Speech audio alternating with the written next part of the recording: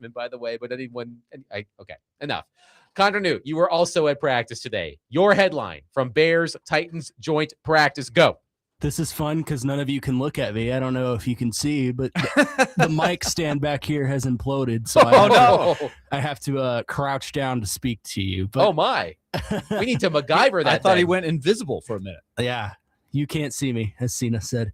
But my headline, Willie kind of stole my headline, but that's okay. We didn't consult about it. The big event of the day today, Wan'Dale Robinson coming across the middle, gets absolutely cheap shotted by former Titan Xavier Woods. So I've heard. And a massive, I don't even want to say brawl, but a kerfuffle, we'll say, breaks out in midfield. And Robert Saleh was asked about it after practice. He said it was a cheap shot, but he's proud of how the guys handled it. So I thought that was pretty noteworthy to see the entire team come together to stick up for their guy. It shows that there's fight. It shows that there's grit on this offense, especially in the offensive line.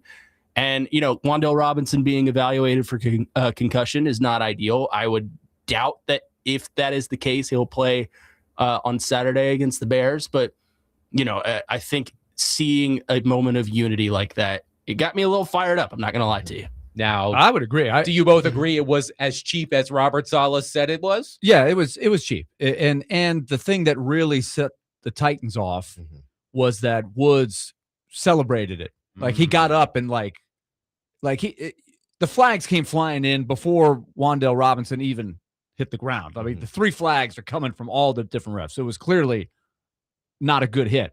But Woods came up as if he had made the perfect hit. And if there was any doubt, I think they were going to come after him anyway. But if there was any doubt, once he did that, once he sort of flaunted it in a practice where you don't want to see anybody get hurt for either team, Austin Sloatman, it reminded me of a hitter that had been thrown at by a pitcher. And Xavier Woods was the pitcher, and Sloatman was the hitter. And I could see Woods going, somebody be the catcher to catch this guy before he gets to me, because I don't know what I'm going to do if he gets here. But you know what? He got there. And Sloatman was ready to go Rocky Balboa on him. And I agree with Connor. It was a good response. It was the response you were supposed to see. And let me give credit to the Bears as well, because they knew right away. It's like, we got to get in here and save this guy from getting killed. But they did it without it escalating and becoming a full-on brawl, because I think the Bears were like, okay, you made your point. Good point. Okay, we apologize. Let's go back. Let's chill.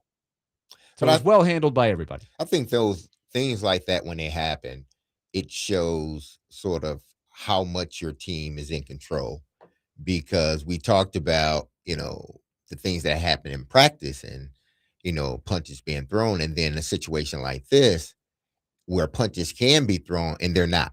Guys get to that edge and then they back up. They know how far they can go. So good. This may have been a good thing for the Titans in a sense. So you know how we feel on this show about practice stats? We don't really put too much stock into them. But for those of you who do care about practice stats and put stock into them, friend of the show, Nick Suss, has Carnell Tate with 7 catches on 12 targets for 2 touchdowns across 7 full team periods. Suss also has Cam Ward 19 for 30 passing, 3 touchdowns, 1 interception. So if that's something that matters to you, there it is. I know a lot of people, Willie and Connor, want to know how Cam looked specifically today. How did he come across to you, Willie? I think you would need to break down all the reps to grade it out. But I think those generally would tell you that what I used the word was mixed, right? Probably I would say more good than bad, but you would always hope that there's more good than bad. Like if you're completing 50%, that's mixed, right? It's 50-50, but you don't want to be 50-50. You got to have a higher percentage of success. But I thought there were some really good-looking plays in there. One of the touchdowns to Carnell Tate was a great throw, right on the money, in the corner of the end zone to complete a drive. Excellent stuff. And then there was a couple plays that, I think Ward was off target and could have been better. There was an interception. The one interception was Gunnar Helm running down the seam, and Connor, you can add to this. From what I saw from the end zone, Helm was looking, his shoulder was turned to the inside. Ward read, because he threw the ball before Helm cut, but he was running down the seam and he had some space there, but he threw it over the opposite shoulder. So they were just not quite on the same page. It wasn't really a bad throw. It was just a miscommunication, and the safety intercepted it. So it was just a day that I think they grew from. It shouldn't look perfect. The Bears are a pretty good team, but and I didn't watch the defense against the Bears offense as much, but I would say there's a lot of good mixed in there. It was encouraging, especially coming off of the team I know has been hearing ever since Monday, the day after that game, that, hey, what's going on? Why can't they look better? They're playing against backups. They must not be any good. I think this was a restorative of confidence that the group probably got out of it, even though it wasn't perfect. Connor, what was your evaluation of Cam Ward today overall? Yeah, I kind of echo what Willy said. Some good, some bad misses in there. There was one right before Tate's catch in the end zone. He was looking for Tate. Tate got himself wide open, and he just wildly overthrew him. So, yeah, I would say up and down is probably the right description to use for today. I think there was a lot of good, and overall, I think the overarching theme today is he was able to will an offense into doing some really good things out there. Carnell Tate had a fantastic day. Before the injury, Wan'Dale Robinson was doing really well. The tight ends made some great plays. Gunnar Helm made a fantastic one-armed catch over, I believe it was Daniel Tieneman, the safety out of Oregon. So I would say that Cam Ward today, up and down, but I would venture to say more of good than bad. If you were to ask me to grade him, I would probably give him a B today. I thought it was pretty decent. Let me ask you this, Derek. Do you think that there are practice plans, maybe even as specific from your experience of one of these joint practices, where the offensive coordinator or maybe even the quarterback come in and said, let's really work Carnell hard today. Let's throw the ball to him. You said 7 out of 12 targets, I think, Adam, is what Nick had 7 Nick for Suss. 12. Yeah. That looks about right. Just my eye test. I wasn't writing them down. But on the ones that didn't connect, I thought there were times, and I think we've seen this in the game too, where it almost looks like Cam is saying, I'm throwing the ball to Carnell here. I want to hook up with him. I want to show him that I want him to be my guy. And it doesn't work because I think maybe the defense reads that. But I think it's a good thing. It's like they want him to be the guy they connect and form chemistry with, and they're willing to have some of those. I just hope it doesn't translate too much in the game where you're forcing it. Well, I think what happens is, at times, especially during the preseason, and this is what sort of you kind of go back and forth, because they're doing something in practice that they're not doing in the game for whatever reason. So are they game planning a little bit more in practice than they are in the game? Or is the game more so like, let's work on our offense as a whole? But when you get into specifics and when you get into the season, it's about the player that fits the offense that we're running. So if we want to get Carnell Tate the ball, over and over again, these are the plays that we need to call, instead of saying, okay, we're going to call these plays and hope that Carnell, becomes the first option or he gets the ball. You're allowing the player, which you should do at this point, because he has to build a rapport in if not the game, then these joint practices with who's going to be his number one target. So now it's more, okay, we got Tate here. Now what plays can we design to get this guy open? That's what they talked about as far as now we're going to game plan to get and scheme to get guys open now that we're closer to the end of preseason. Wes and Hermitage on our text line, driven by WilsonCountyHunting.com, says, can anyone, please convince me that Cordell Flott isn't a complete bum? Please. He looks like he is so bad that he would even make the Wildcats worse than what they are, and that's tough to do. Is that a shot at Kentucky? Ooh. Probably. He likes to do that to me. Well, Wes. Go easy, Wes. Go easy. Come on, man. Go easy on Connie the Toon-Toed kitty cat. I thought we got rid of that. What happened there? Yeah, I thought we did. I had too. forgotten about it until just now. But I like the alter ego that DMase put out the other day. NC. There Negative we go. Connor. Negative Connor. none are cute. He's the He's your alter ego. He's my Bizarro. Yes. Any Cordell Flott thoughts, gentlemen, from today to answer Wes's question? You know, until he gets out there and settles in the position, in the scheme, I think there'll be the question mark. You know, whether he did. I didn't focus too much in on the Titans defense today as much as I did the offense. So to be honest, I wasn't focused on him. But to me, I think we know there are big question marks with Flott and Alontae Taylor on the other side, and maybe even more importantly, depth after that, because you never have enough good cover guys. And we'll see about the pass rush and all of that stuff. So I want to hold off. Like I don't want to just say this is a big problem until they actually play some games. Saul says, can we get a description of the cheap shot on Robinson, like a late hit, targeting, etc.? I need to give my Chicago transplant neighbors grief about it. It was a pass over the middle, directly over the middle. Robinson coming in from, if Cam Ward is looking, he's cutting in from the right over the middle, and Woods was coming in from the safety position and met him. You know, I don't know if he was way late, but the flags came flying. He was clearly defenseless, and he laid him out. Just knocked him out. The kind of thing like you guys saw when Carnell Tate got clipped by Kevin Winston. It was much more violent than that. And the one where Winston clipped Tate was a little bit scary just because the ball was in the air so long.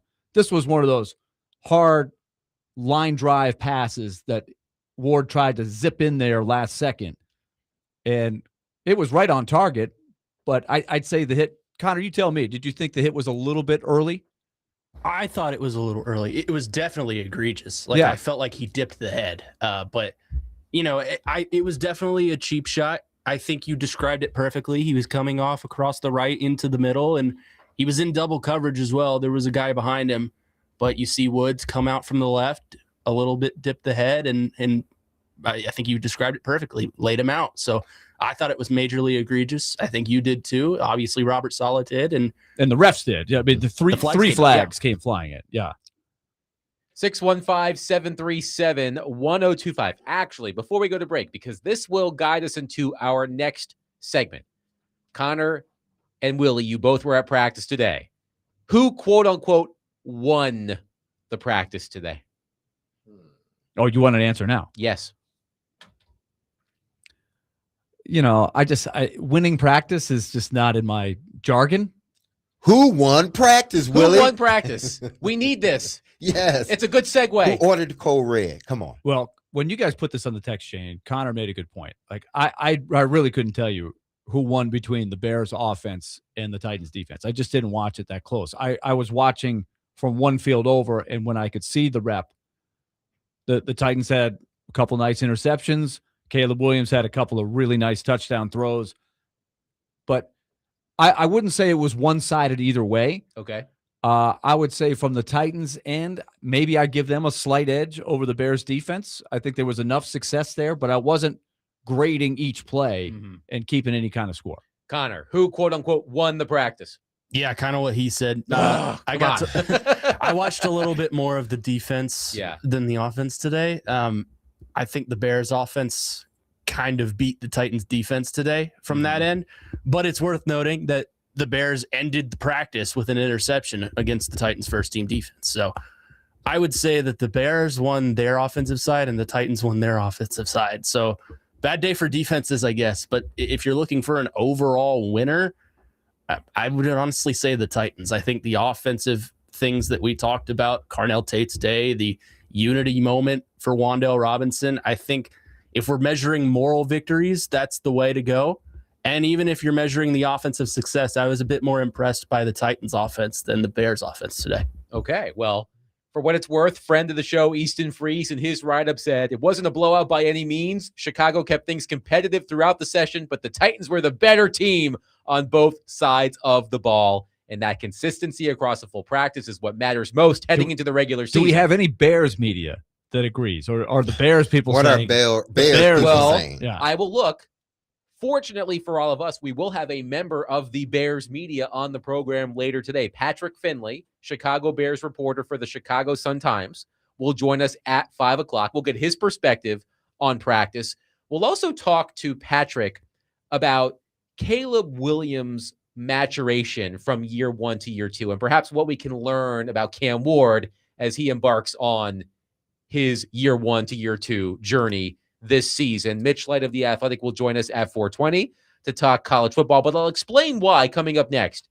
I asked Connor and Willy, who, quote unquote, won the practice, some interesting data about, quote unquote, winning or losing joint practices. 615-737-1025. We'll take your thoughts on the Tennessee Titans. Catch the Metro High School football game of the week every Friday at 7 p.m. on 102.5 The Game, brought to you by LPL Financial Nashville and Patrick Conger. Tomorrow night's game, which is probably also happening at night, tomorrow night's game will feature Antioch against East Nashville. Before and after the game, Big Joe and Connor Newt will have complete high school football coverage with the Game Blitz, powered by Southeast Financial Credit Union.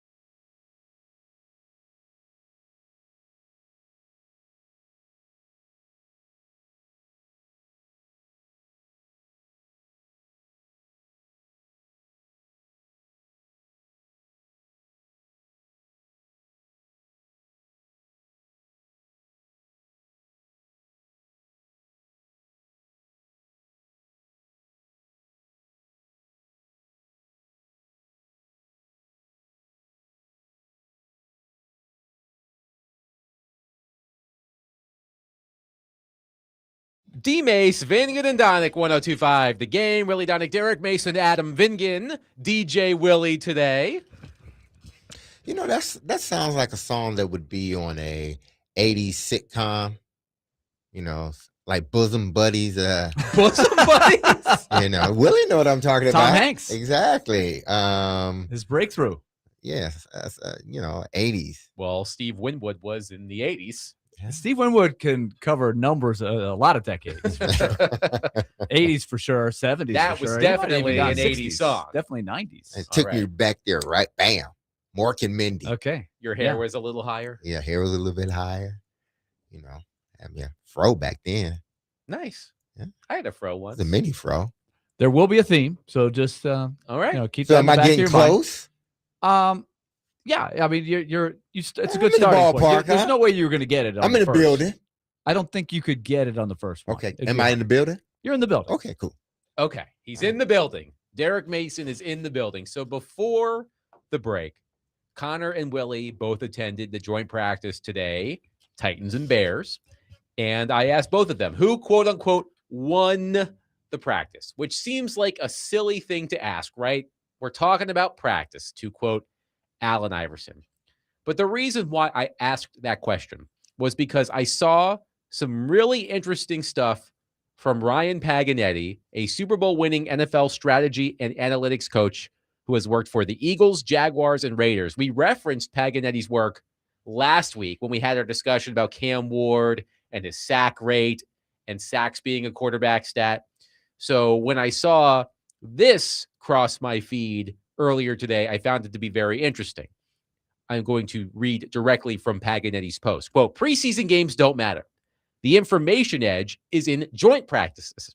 I built a sentiment index for every documented NFL joint practice series from 2011 through 2025, using all available public reporting, including local beat writers, team sites, national media, film analysis, and fan communities. Each report was evaluated for independence, affiliation, coverage, and confidence. Special attention was given to the strongest anti-homer evidence. Beat reporters acknowledging that the opposing team won the joint practice.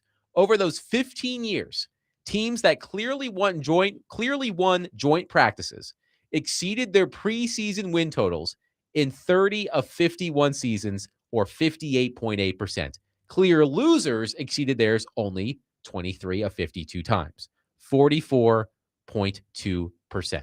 That alone suggests an edge. Now, Derek Mason, all of that probably made your head swim a little bit. I know how you feel about me and Willie busting out the numbers. Mm-hmm. But this is a man who worked as an analytics and strategy coach for multiple NFL teams.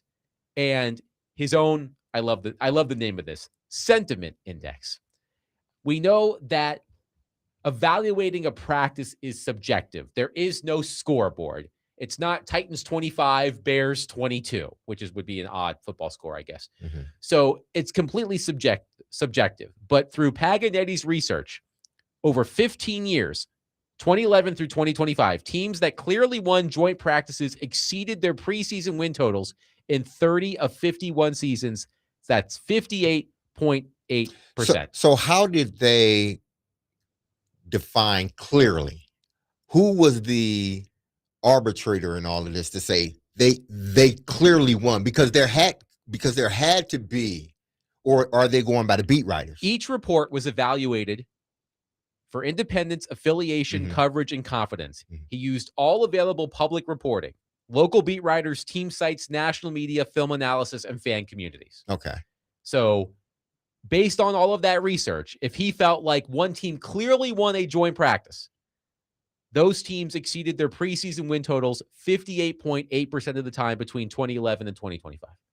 Which So what he's saying really is the importance of preseason. it's not the game. Yeah, it's not. It's the practices. It shouldn't be specifically the joint practices. Your game, what you think your team's going to be shouldn't be sort of Let's put it this way. We have had the conversation about, would Titans fans feel better if the reports from practice were negative, but when they got on the field in preseason games, they can actually watch the Titans performed well? Or the inverse, which is sort of what's been through this preseason, right? The Titans have had solid practices, but haven't been performing well when most people could actually watch the game. Well, if you're basing it off of what the study says, I think everybody would say, well, I would rather them do well in practice. And that's what this in the is. joint than This seems to you know, suggest that the and- joint practices mean more than anything else. But I think because that can't happen, you're still going to get, the fan base, a portion of it. Maybe it's not as big as it once was, but there's a portion of it that thinks what I see on television, especially when my ones are in, especially in the situation that the Titans were in, their ones was playing against the opposing teams too, both games. And when you don't see your team perform in a certain way, yes, I heard what you said, but I know what my eyes are seeing. So let me ask you this from a player's Mhm. perspective. Robert Saleh had an interesting comment after practice today. He seems to value joint practices much more than preseason games because the intensity of joint practices is far more significant than in the preseason games. Do you agree with that statement based on your experience? I think from a mental standpoint, because you're playing against someone else, you're not playing against your own teammates. And you're also playing against the top Yeah, you're competition playing on the other against the team. top competition. So it's sort of like a measuring stick. If this team comes in like Seattle did, one of the best defenses in the National Football League last year, and I felt we held our own or even exceeded that, then I feel good about this team or about my unit, headed into, the season. But then again, it's what happens in the game? Why doesn't it then translate? I understand from a mental standpoint, again, it may be a tick, faster mentally, but I think in a game, you should be able to match that, at least the guys that are out there. I know a lot of times it's twos and the ones are sitting on the sideline, but when you are the ones and you're out there, you have to have a certain mentality. I don't think any great offense walked into a preseason, the plays that they were going to play and said, let's just get out of here, man. Let's just blow this off. No, it was, let's score as fast as possible. Let's be concise. Let's be precise in everything that we do. Let's make sure we run a good operation and get off the field. So again, I just think about it from a certain, and maybe he says that to, sort of the message to his guys. Hey, listen, don't just, let everything hinge on the way the game may have looked. We know what you guys are doing in the background. We see you guys every day and you're developing. So I think he's more so talking to his team than he is anybody else. I also have a theory that I tossed out last week going into the Seahawks joint practice. My theory, and that's all it is that a young team that has much more to prove is going to be more looking to, quote, win the practice than a veteran team that already knows what they've got, like the 49ers. I think now the Seahawks are in that category. And even the Bears, to a degree, are at a different stage than they were even going into last year. Because now it's like, well, we know we can be pretty good. How do we get to the next level? So there might be some things that a coach does with an established winning team where he's not coming in with the idea of, we got to win this practice. I think for Robert Saleh, there's much more of a hunger with a young group. You're building a culture. You're building a foundation. You want to win the practice. You want your team to get confidence. So that is something that's intangible that you would never be able to delve into. You'd have to go even deeper into these numbers. And I commend this guy for piecing all this together. I don't know how much time he took to do that. Lot. Yeah, I mean, you're trying to find Jim Wyatt's Twitter and you're trying to find Adam Vingan's Twitter and then all these things. That had to take a lot of time. But I still think that who you're playing in these practices matters based on, quote, who wins the practice. And the Titans have had some stiff competition in these three joint practices. Stiff competition, but teams that really have nothing to prove by winning a practice. You know me, I nerd out over random stuff like this. So when I saw a sentiment index about every documented NFL joint practice series for the past 15 years, I was like, oh boy, this is for me. But again, Ryan Paganetti, a former NFL strategy and analytics coach. Very, very interesting stuff on his feed all of the time. I recommend the follow. He said he built, again, a sentiment index for every documented NFL joint practice series from 2011 through 2025, using all available public reporting, including local beat writers, team sites, national media, film analysis, and fan communities. Each report was evaluated for independence, affiliation, coverage, and confidence. Over those 15 years, teams that clearly won joint practices exceeded their preseason win totals in 30 of 51 seasons, 58.8%. We were not at the 49ers joint practice because it was in California, but it sounded like the Titans, quote unquote, lost that practice. We were all at the Seahawks joint practice. I think we can all agree the Titans, quote unquote, won that practice. And it sounds like today might have been right down the middle between the Bears and the Titans. But I think a lot of it, there's still a lot of variables, even after, what you may see in practice and who won. It's, well, out of those teams, how many of those teams stayed healthy? Out of those teams, how many of those teams were playing a first-year quarterback, or veteran quarterbacks? There are a lot of things that I believe go into it. The numbers are based upon his study. The numbers is that if you are a team and you clearly win the practice each time, then you are more likely to have a successful season. And I get that part. Craig on our text line says, I want to see with my own eyes the Titans' first-string offense play better than another team's first-string defense. I would also like to see our first-string defense play better against opposing first-team offenses. I don't care whether that's in a game or a practice, but since we can't watch practice, I would like to at least see that in a preseason game.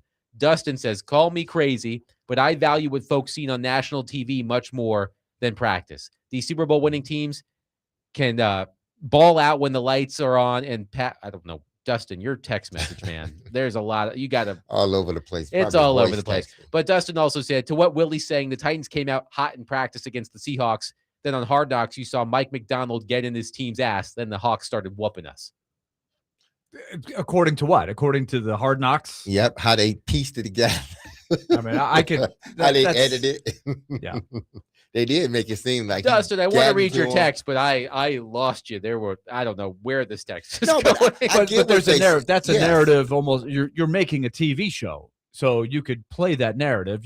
There's a million play. That practice was 2 hours long, and the whole show is 30 minutes long, and it's not the whole practice. So I don't know. You can make those things look how you want them to look.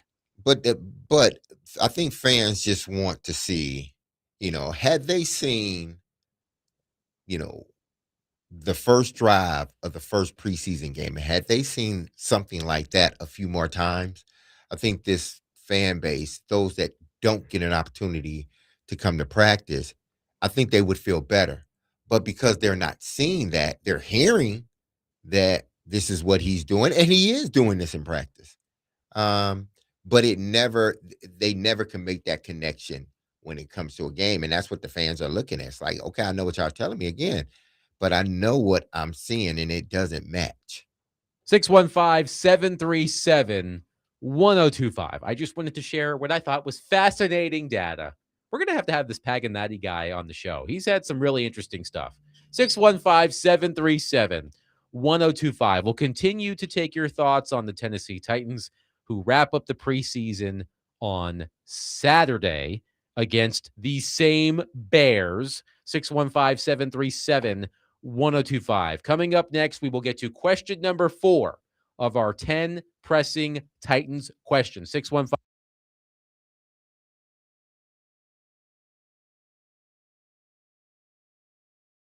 For our college football game of the week on 102.5 The Game, presented by Twin Peaks Restaurants, home of 29-degree drafts and wall-to-wall sports. By the way, super shocked that Chris Sanders did not pick this game in silly underdog picks. I believe the line was USC minus 38.5. That seemed right up Chris Sanders' alley, but he did not do that. Coverage of this game is also available on the Game Nashville app and at thegamenashville.com.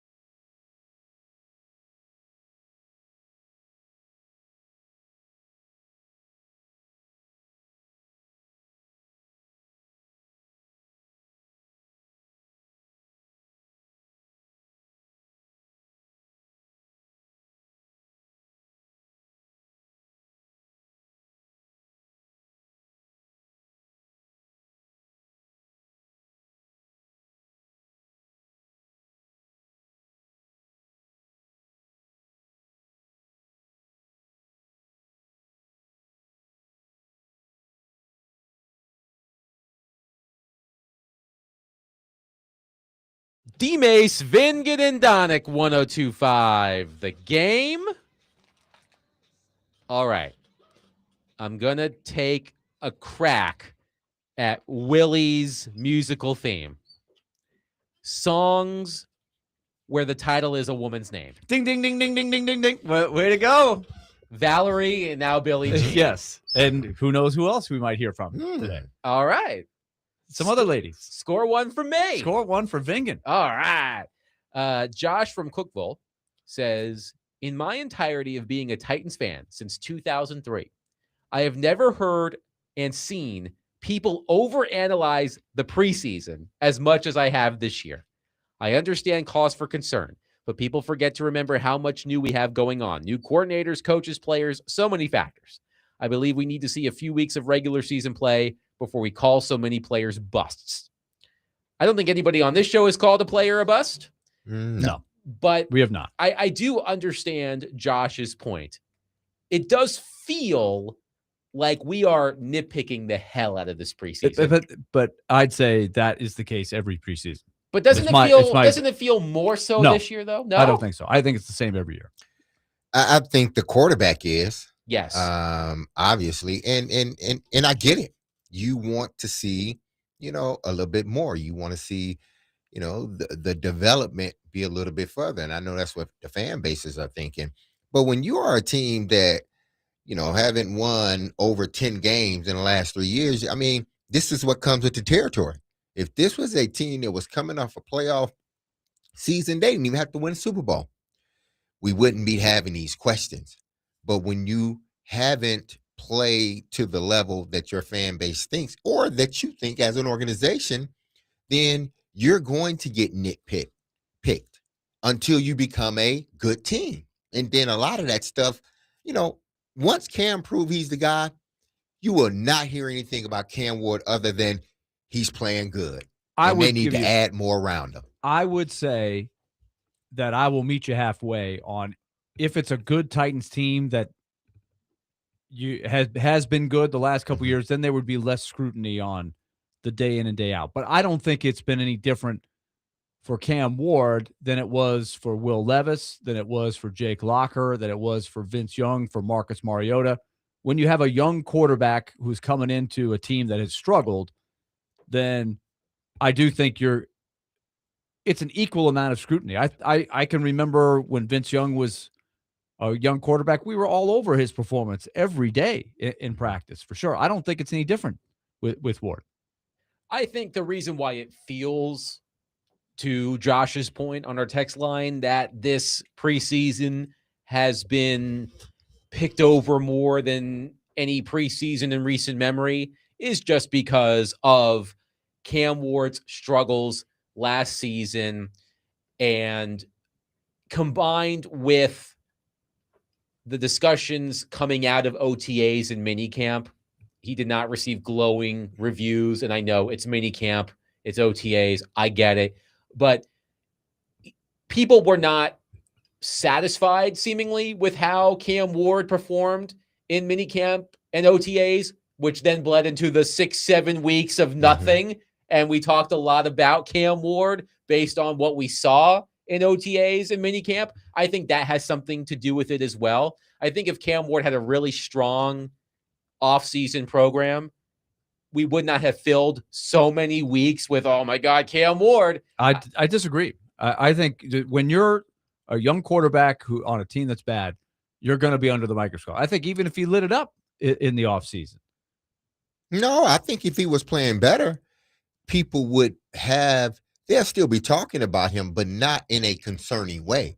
They will be talking about him in regards to, okay, now we need to find some more players. So you're right. All of these quarterbacks that they've drafted in the first round, especially the guys that they've drafted within the top 5, yes, there comes a level of, whether it be, praise or scrutiny, it's going to come with that. But if this team if they figured him out, if everybody figured him out, we will be talking about him in a different light. Not to say we wouldn't be talking about him at all, because we still would be, but just in a different light. But because, fans are like, we haven't seen that consistently, even though we've seen it on the practice end, it's going to continue to be this sort of, well, what is Cam doing now? Well, what is he doing now? And it's almost geared toward he take a step back, and then in the fans' eyes, when the game started, he takes 2 steps take a step forward and 2 steps back. Let's quickly get to question number 4 of our 10 pressing Titans questions. Over under 16.5 total takeaways. Here's how I came up with that number. The Titans last season had 14 takeaways, 6 interceptions, 8 fumble recoveries. That ranked tied for 26th out of 32 teams, of course, in the NFL, tied with the Denver Broncos, Kansas City Chiefs, and Green Bay Packers. Again, that number 14 takeaways for the Titans last season. The NFL average, 19.7. So well below the league average in total takeaways. Here's something interesting I saw, gentlemen. I looked at the 3 full seasons Robert Saleh coached the New York Jets, 21, 22, and 23. In those 3 seasons, the Jets finished 31st, 29th, and tied for 8th, respectively, in total takeaways.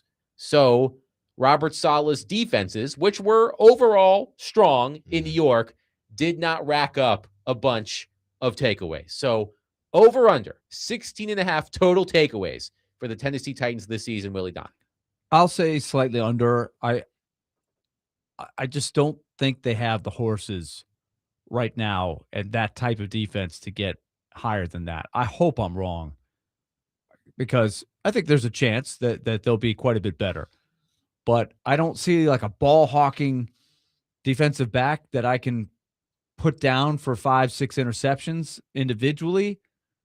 The pass rush, which we've talked about throughout the week and really throughout the entire camp, that's the key.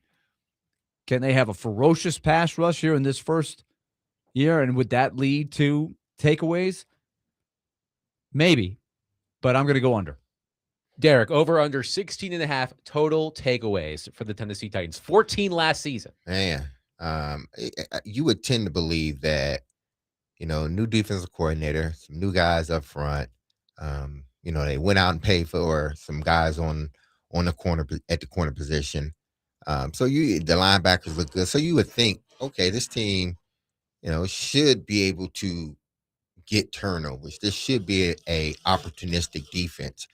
This team had more fumble recoveries than they had interceptions last year. They had 7 fumble recoveries and 6 interceptions. I have 6 interceptions and 8 fumble recoveries. Oh, so it was 8 and 6. So yes. Still.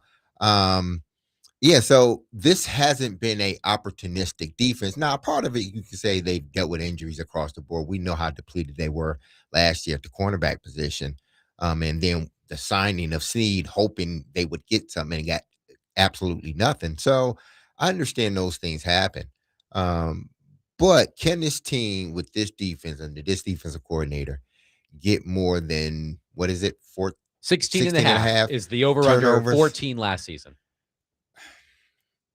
They're going to have to. I'm going to say that. They're going to have to. So I'm saying yes. Over. They're going to have to. Connor Newt, over-under 16.5 total takeaways for the Tennessee Titans this season. Let me adjust my microphone. Yes, here. I'm sorry. I forgot about your... No, it's okay. It's like we can see you now. It's like I'm cutting a promo. Anyways, from what I saw on the practice field today and overall throughout training camp as a whole, this front line of this Titans defense, specifically the front 4, sets the secondary up for opportunities. That's the recipe for success for the defense this year. I believe that's going to carry over into the season. Now, we have questions about the secondary, whether or not they can be effective as a unit. But I feel like if one unit up front is working to the best of their abilities, it will set the other unit up for success. So I'm with DMase. I'm going to go over the 16.5. Okay. This one is tricky. I'm going to go slightly under. I was surprised by the takeaway numbers for Robert Saleh as head coach of the New York Jets, because I remember his defenses being overall solid. But again, in his 3 seasons as head coach of the Jets, they ranked 31st, 29th, and tied for 8th in takeaways in each of those seasons. So I'm going to say slightly under. Maybe I'll say 15 or maybe 16 on the dot. I don't know. But I don't think they're going to exceed 16.5. So I will take the under as well. 615-737-1025. You can also answer our fourth pressing Titans question. Over under 16.5 total takeaways for the Titans this season. They had 14 last season, which was near the bottom of the league. 615-737-1025. Coming up next, we had two recent number one overall picks on the practice field today, Caleb Williams and Cam Ward. And earlier this week, we talked about Cam Ward's strengths. How many traits of a successful quarterback does Cam Ward possess? How many can he develop? And I want to compare and contrast Caleb Williams and Cam Ward because I think they can demonstrate the differences between number one overall picks. I know Willy wanted to watch Caleb Williams today and see how he looked compared to Cam Ward because in terms of the evaluations of these quarterbacks in their draft years, very different. 615-737-1025. We'll get to that next. Willy Dunnick, Derek Mason, Adam Vingan, 1025 The Game.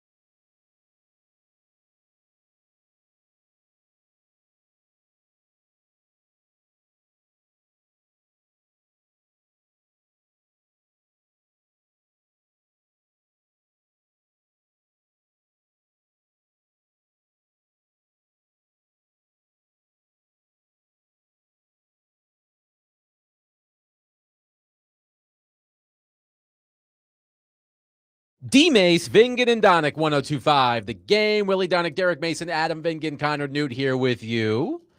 Continuing our conversation about the Titans joint practice today with the Chicago Bears. Patrick Finley, Bears reporter for the Chicago Sun-Times, will join us at 5 o'clock. We'll get his perspective on practice today. Mitch Light of The Athletic will join us in about 20 minutes as we talk some college football. But today on the practice field, we had two of the past three number one overall picks, Caleb Williams in 2024, and of course, Cam Ward in 2025. And one thing we've learned in all sports, not just football, not all number one overall picks are created equal. When Caleb Williams was starring at USC, everybody knew he was the top player in his draft year. It was only a matter of time that the Chicago Bears were going to draft Caleb Williams. Although, if I recall correctly, didn't Caleb Williams' dad try to orchestrate some sort of plot? You found that out after the fact. Remember, in a book that was written. Yes. And that created a mess for Caleb Williams. Yes. It's funny how you don't hear that anymore. But at this time last year, that was a big thing. Yes, absolutely. Caleb Williams had enormous pre-draft hype. Cam Ward, it's well documented. He was the number one overall player in his class. If you compare him to other potential number one overall players in their respective classes, he probably wouldn't have measured up. But first of all, before we get to this conversation, I do want to play a clip, Connor Newt, if you will. Cam Ward was asked today about what he takes away from Caleb Williams early in his career, what he can take into his second year in the NFL. Here's what Cam Ward said. Caleb Williams, because there are similarities, obviously, in your game. Do you look at what he was able to do last year as something like, okay, that's something I can pull from in my year too? Yeah, we got a chance to watch their film, a couple more teams' film as well. I think the best thing about them that, they were from his year to year two is that they were way more efficient on first and second down. And that's really, if you can keep yourself out of third and longs, that's where you can potentially win a game. And that's why I think that we've grown already, with Dable here as the first year, myself, the whole offense, I think we've become way more efficient. Even the OTAs through training camp is being efficient on first and second down. Then anytime we can stay out of third and long, it's hard because in third and 5 or less, you pretty much know what they can play. They can still do something different. But when you get into, third and 6, third and, 7, 10 plus, that's when you got to really key in on your protections. It's going to be deeper drop backs. They know it's a drop back pass. So you're really playing, at the defense advantage. So that was Cam Ward on what he saw from Caleb Williams. And again, we'll have Patrick Finley from the Chicago Sun-Times on the program in about an hour. We'll ask him about Caleb Williams' maturation from year 1 to year 2, and perhaps what we can learn about Cam Ward as he starts his second year. But Willie, I know, but at the end of the show yesterday, as we were talking about, hey, what are we going to talk about on Thursday? You mentioned wanting to see Caleb Williams because, again, Caleb Williams was a clear number one overall pick. Cam Ward, again, well documented, not the same as Caleb Williams. What were your impressions just watching Caleb Williams today? Well, I feel like what I had seen with him on TV played out today. He's actually not as big and imposing as I thought he was. In fact, based on how they're listed, Cam Ward is actually slightly taller, and they're about the same weight, Williams and Ward. But I think one thing that jumps out on the page, off the page on you, is when you see Williams move, he can really run. He is a runner. He can fly if he decides to run, and he's big enough to where he's not easy to tackle either when he gets going. And he ran the ball pretty effectively in both years. He's got a cannon of an arm with questions about his accuracy, right? That's still the thing. He made a really good jump last year in cutting down the amount of times he was sacked. It's well documented. You know how many times he was sacked his rookie year? 68? 68. Mm-hmm. And last year was 24? 24. So that was a major area of improvement. So his efficiency rating went up a lot in the all-encompassing stat of QBR, right? He went from 43.3 to 58.2. 58.2 is pretty solid, and you feel like there's still room for growth. I do think when you look at Caleb Williams and you watch his physical gifts, then you can immediately say, I can see why that guy was the first pick in the draft. He is a physical freak in a lot of ways with his arm talent, his mobility, all of that stuff. Does that mean he's a great quarterback right now? Not yet, but it's encouraging how much ground he made in his second year, and then we'll see what he does in his third year. And Derek, we talked the other day about Cam Ward's strengths. We all came up with our individual lists of what makes a successful quarterback. What are the traits that those quarterbacks largely possess? And Caleb Williams isn't incredibly accurate. I believe his completion percentage last season was lower than Cam Ward's. But as we talked about with Ward, if you have other aspects of your game that are elite, you can make up for that inconsistency. Willy mentioned the arm strength. Caleb Williams certainly has that. The second reaction ability, the off-schedule plays. Caleb Williams certainly has that. The rushing ability, the clutch factor. I mean, remember that play he made in the playoff game for the Bears against the Rams? He certainly has that it gene. So although Williams isn't an accurate passer at the moment, he has so many other tools in his kit to make up for it. The questions we have about Cam Ward are, does he have enough tools to make up for his inconsistency? At the moment, no. But I think that's something that separates Williams and Ward as number one overall picks just 1 year apart.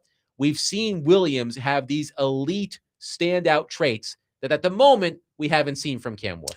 Yeah, I think that's fair to say, but I think also you're looking at a guy in Caleb Williams. If you just watch him, it looked like he was born to play that position because he was born to have that innate ability to get away from defenders and buy a little time and have speed to get down the field. So he has a trait that not many people have. And then you watch Cam, it seems like he has it at times, but he's not as quick and nimble as Caleb Williams is. Caleb Williams is almost like a bunny around there, hopping and moving. And sometimes I get him in trouble, because I get him off platform. And he ends up being, and maybe that's why he's not as accurate, because he moves in a pocket like that and Ben Johnson is trying to settle him down. Cam is settled in the pocket. He knows how to be settled in the pocket. He just doesn't have that thing that Caleb has, that when the pocket breaks down, you know how to get out of it very quickly. And you don't even think about it. It's just an instinct. And Ward just doesn't have that yet. I'm not sure if he'll ever develop it like Caleb Williams, but I will push back on because I thought about it. I will push back on the, clutch gene. Okay.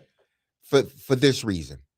Cam hasn't been in a setting like that, like Caleb Williams in the playoffs.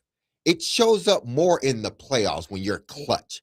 Yeah. Cam did have a clutch drive. He had clutch moments. I forgot the game where he hit Alec down the field. He made 2 big plays. The drive that comes to mind for me, and maybe this is the one you're thinking about, the drive he led to set up the winning score in that crazy Arizona game. Yes. After the Cardinals threw And up then he all had over one at themselves. home, too. He had one at home, I believe. I can't recall. I thought he had Cam Ward hasn't had much experience in clutch situations. They haven't been close enough to win. Exactly. But most when he's shown the ability to, if I got to make a throw, I can make that throw. And guys, if you come up with the catch more times than not, then that is what deems me clutch. When I figure it out and I have to win a drive. And in that particular time Cam did it, he had to win it. But people don't see that because it's not a playoff game, or they don't see enough of it. I'm not sure if Caleb Williams is clutch, like if he's consistently a clutch guy. Has he shown it every now and then? Possibly, yes. But this is a team that was bad last year. You got to remember that. So he wasn't showing it enough. Now he got a new coordinator, new head coach. Now he's showing more of those. He's putting himself in a position where the games are meaningful now. And you need that last drive to secure a win or to, get a 4-minute drive so you can ice the game pretty much. I went back and looked at Mike Sando's quarterback tiers on The Athletic. Caleb Williams moved up from tier 3 to tier 2 year over year in this exercise. I'm looking at some of the quotes from the executives and coaches that Sando spoke to. One executive said, quote, "I think Caleb's going from a 2 to a possible 1. A couple of plays he made late in the year and then in the playoffs, not many people can make those plays. You saw it get better and better as they progressed." Then, is this a different, I'm trying to see who said this. I don't know if this is an executive or a coach. There are games where you are like, oh my God, that's not good. And then there is the Rams game in the playoffs last year where it's Jesus God, he kept them alive. Then he tries to trademark Iceman and you're thinking, get out of here. So look, Caleb Williams is far from a finished product. Right. But it is interesting to compare and contrast Williams and Ward because much different conversations about both quarterbacks during their draft years, much different conversation about Williams in these quarterback tiers. And we like these quarterback tiers from Mike Sando. And Titans fans are hoping that Cam Ward can make a similar leap year 1 to year 2 as Williams did last year as he enters year 3. But to me, the biggest difference, again, Willie, is when we went through that exercise earlier this week, listing all of the traits, the escapability, the ability to read defenses, the arm strength, the clutch factor, all of those things.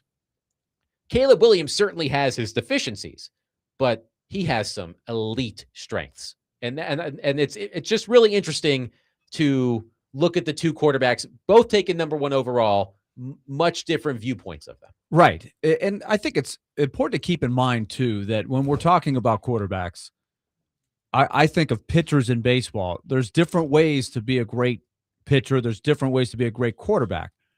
You don't have to throw 100 miles an hour to be a great pitcher. You can be Greg Maddux or some of these other guys that have elite traits, but not the gross, unbelievable stuff that just blows fans away, strike out 15 guys.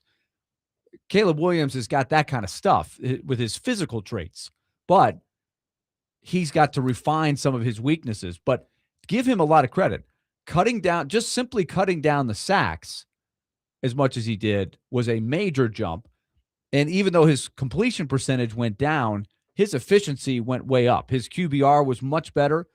His DVOA, which is the efficiency grade that Aaron Schatz and his numbers give, he went from well below average, ranked 28th his first year, to 28th his first year, up to 17th this past year. So above average rating. So that was a really nice jump. And it was quite significant. If Ward can make a significant jump like that, I think that's a big victory this year. But what Williams can do, he cut down the sacks, he can run. Let's see if Ward can do that, right? I don't know if he can run. I really hope he can cut down the sacks. But those are two starting points just as examples. But here's an interesting point on top of that, Derek. In Sando's write-up of Caleb Williams on his quarterback tiers, he says, quote, "Williams took a league-high 68 sacks as a rookie in 2024. That total plummeted to 24 last season, even though Williams held the ball a league-high 3.09 seconds on average before throwing or taking sacks. That was up from 2.84 seconds as a rookie. So he held the ball longer and significantly cut down on the sacks. I think that's because he knows how to move in the pocket. He understands the pocket a lot better than what he did as a rookie. So he can possibly hold on to the ball a little bit longer, but yet and still dirt it when he has to, or throw it away when he has to, or find that open guy last minute. So those are the things that, separate, Caleb from Cam, things like that, being able to hold the ball, but yet and still be successful, still either not taking a sack, which is most importantly, or getting rid of the ball. 615-737-1025. Again, really interesting. Just two quarterbacks taken number 1 overall in consecutive years. Caleb Williams, Cam Ward on the field today, much different stories. I know a lot of Titans fans are hoping that Cam Ward can make a similar jump year 1 to year 2 as Caleb Williams. 615-737-1025. We will pick back up this conversation at 5 with Patrick Finley, Chicago Bears reporter for the Chicago Sun-Times. 615-737-1025. Coming up next, Mitch Light of The Athletic will join us. We'll talk more about the wacky and wild world of college football with our friend Mitch coming up next. 615-737-1025. Tomorrow, big announcement. Tomorrow, come hang out with us at T-Line in West Nashville as we celebrate 1025 The Game's 15th birthday. And every hour, all day long, we are giving away tons of awesome stuff. Predators tickets, Vanderbilt tickets, concert tickets, and more. I mean, I looked at some of the prizes we're giving away. You know, maybe I'll give you a little teaser. I'm looking at them right now. For example, on our show tomorrow, you can win a pair of tickets to a Vanderbilt men's basketball game of your choice. You can win tickets to the Liberty Mutual Music City kickoff game, Ole Miss versus Louisville at Nissan Stadium. You can win a family 4-pack of tickets to a Predators home game. So many awesome prizes. We're giving away so much stuff all day long, starting at 6 a.m. with Robbie and Rex Road. And the grand prize, a Predators season tickets. I believe it's a pair. I don't want to speak out of turn here, but a pair of Predators season tickets. So if you want those tickets, you want prizes, be listening all day, come hang out with us, T-Line in West Nashville, as we celebrate our 15th birthday. Willie Donick, Derek Mason, Adam Vingan, 1025 The Game.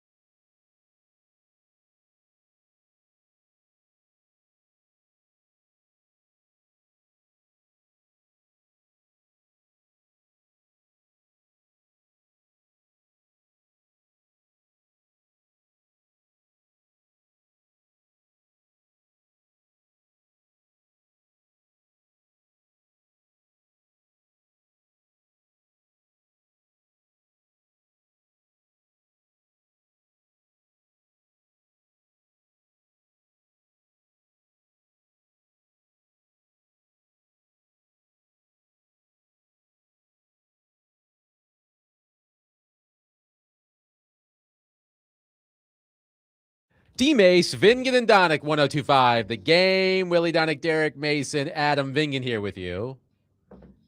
Willy playing some air bass here. Slapping the bass. Willy Donick. Okay, who sang this song in a movie? Eddie Murphy. Yes. When he was in jail. He was in jail. Yes. His voice echoing around the hallways. And he had his headphones on. Uh-huh. So he was a little off key. Didn't realize it. We've all been there, right? It's hard to hit those notes. It is. Only Sting could do it. Yeah. Let's go to our phone line, driven by WilsonCountyHunter.com, and welcome in our friend Mitch Light of The Athletic to talk some college football. Hello, Mitch. How are you? I'm good, and I am never off key because I never, ever attempt to sing. It's probably been like 30 years, but I know my strengths and weaknesses. So you can't screw up if you don't even try. That's my motto. That is true. The lesson is never try, as Mitch Exactly. Light tells all of our young listeners out there. So Mitch, Connor Newton and I, we're both professional wrestling fans. And here's something professional wrestling fans like to do. It's called fantasy booking, where we're watching the show and then we come up with our own theories on how a certain storyline should go. So here's what I want you to do. I want you to fantasy book Lane Kiffin versus the SEC. Tell me what you think is going to happen as this crazy story develops. Good one. Lane is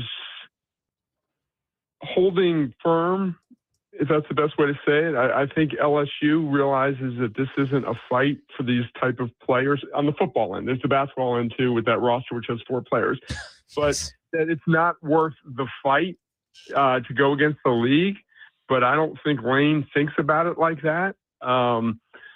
So I'm not creative enough of a wrestling fan. I know what you're getting at, but I think in the end it's going to be a boring resolution, and LSU will stand down. I just don't think there's enough to gain. There's too much to lose by this. I don't think Lane cares about his reputation or about what anyone thinks about him. I think that's been well established over the years. So I'd like to come up with a funnier scenario there, but I think it ends in boring fashion with those players not playing in LSU and LSU standing down. And here's a question I have, Mitch, because this whole thing makes my head swim. What happens to these players who were being recruited by Lane Kiffin from the NFL to the SEC? I saw within the past hour or so that the ACC has joined with the other Power 4 conferences in banning pros from returning. So what happens to Daquan Wright or Xavier Harris? Do they just have to go to a group of 6 school? What happens to these kids? Yeah, in theory, they could do that. But part of the reason they abandoned their NFL pursuits is because they were probably in position to earn more money at LSU or wherever. But they're not, unless there's very, very few group of 6 schools that have the type of budget. And if they did, they don't have money left over. They've surely spent their money on their roster that they acquired, through recruiting and through the portal in January. So if they just love ball and they want to go play at Memphis, go play at a good group of 6 school, or they can just about face and pursue their NFL dreams again. So that's like, we've got games coming up. We don't want to spend all the time on legal issues, but, it's been thrown out there. Are these Power 4 leagues colluding against these guys? Well, you can't force. That's why LSU is a little unique, because they sort of already took a commitment. You can't force schools to sign a player, but then they could say, well, they're colluding and LSU already agreed to sign this player. Now they're not doing it. So a lot of layers to this, but yeah, I just think if they want to play, they can go play at a group of 6 school. Besides the Lane Kiffin stuff, Mitch, what do you think is going to be, I would say within the next 2 weeks, because I don't consider the first week, they call it week whatever. I'm not going to even say it. 0. I hate it. Don't say that. Jump on board. Never. Z word. It's week 1. No. But, okay, say after that. But it's not week 1. But it is week 1, but we're not going to argue that, okay? You're not going to rage, baby. But you guys need to sort out your problems before I come on the air, okay? What do you think is going to be the biggest headline after 2 weeks of college football?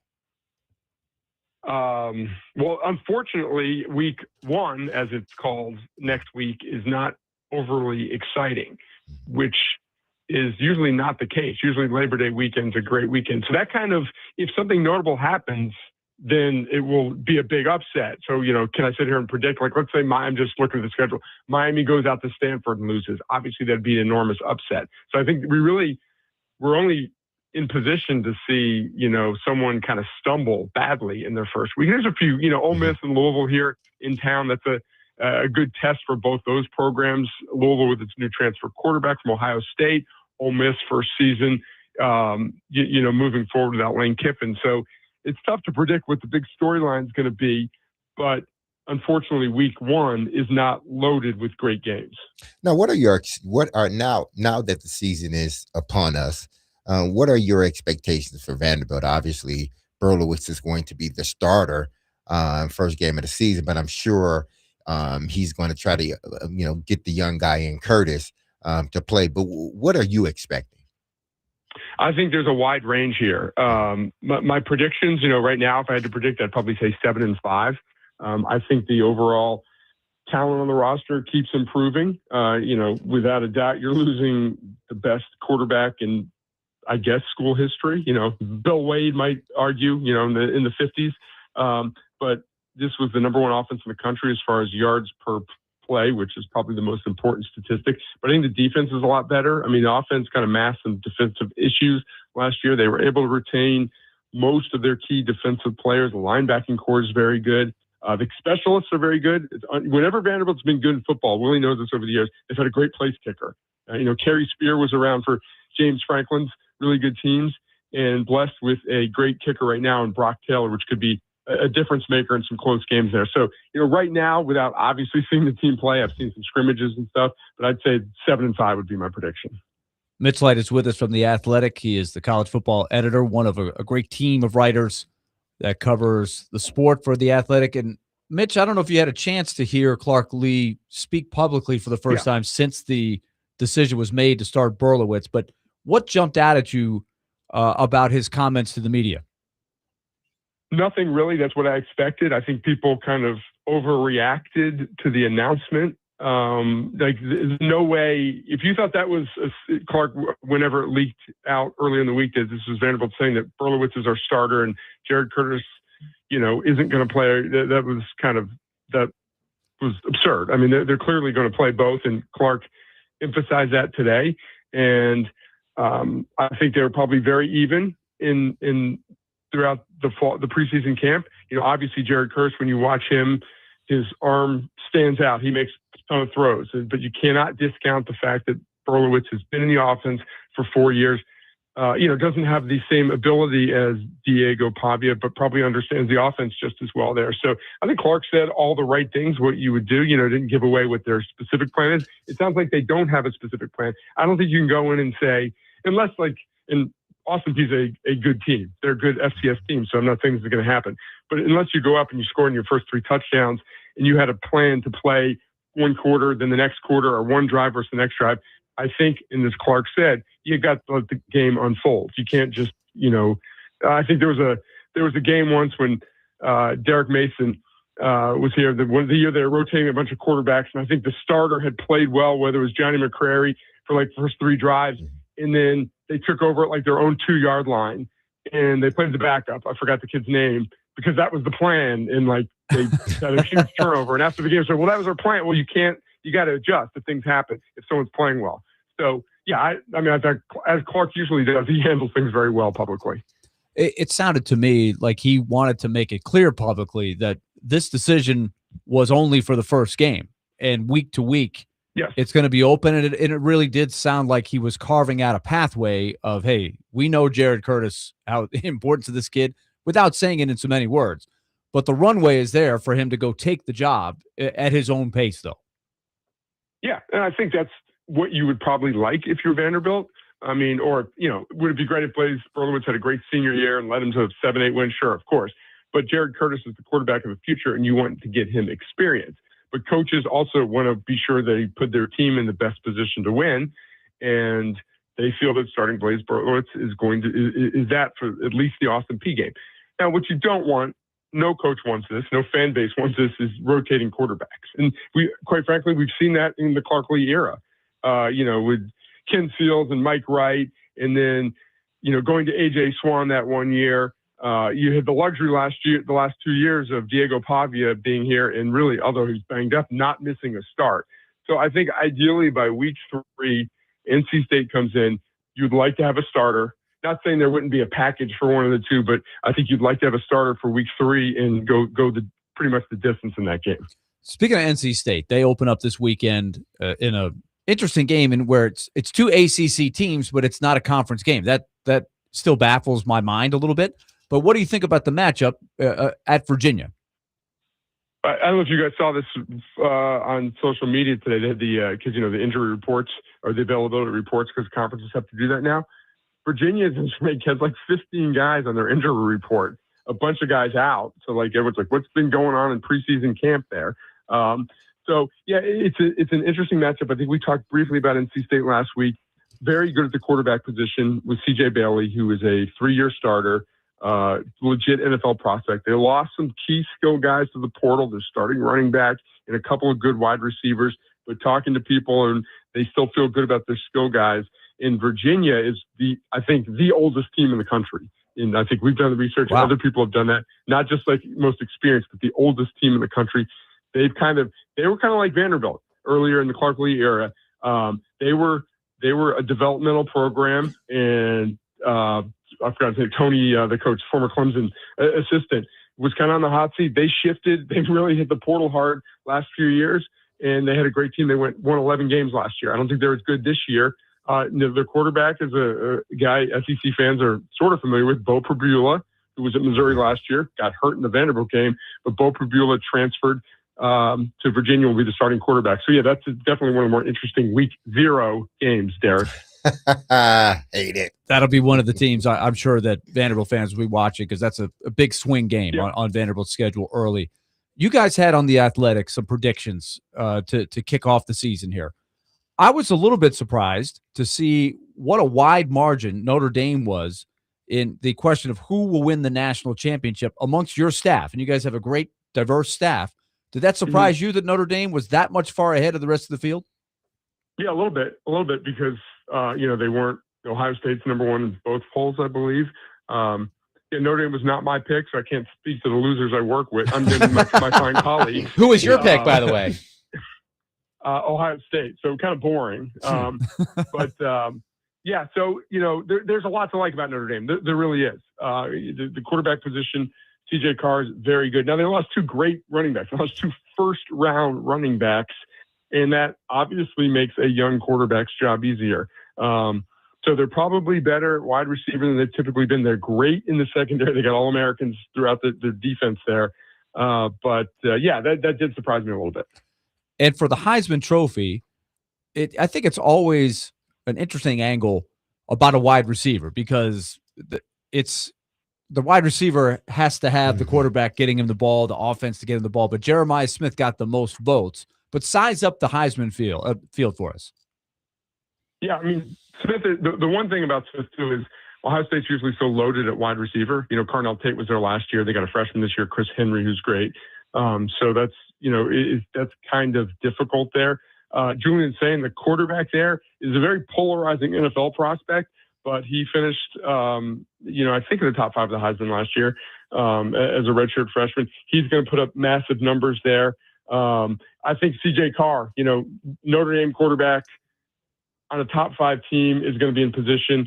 Running backs don't seem to win it much anymore, but Keywan Lacey at Ole Miss is obviously very good. And Trinidad Chambliss, the quarterback, if they have a great offensive year again. And then, I haven't even mentioned Arch Manning, who, if he has a good year now, Arch is going to benefit by a better skill position guys around him. They went out and got 3 elite. Well, Cam Coleman from Auburn is almost as good as Jeremiah Smith. He just happened to be playing in a bad Auburn offense the last few years.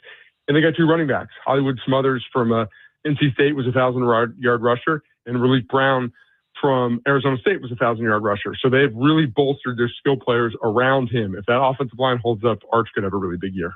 Okay, before we let you go, if people want to check out this prediction group from The Athletic, I think it's really thorough.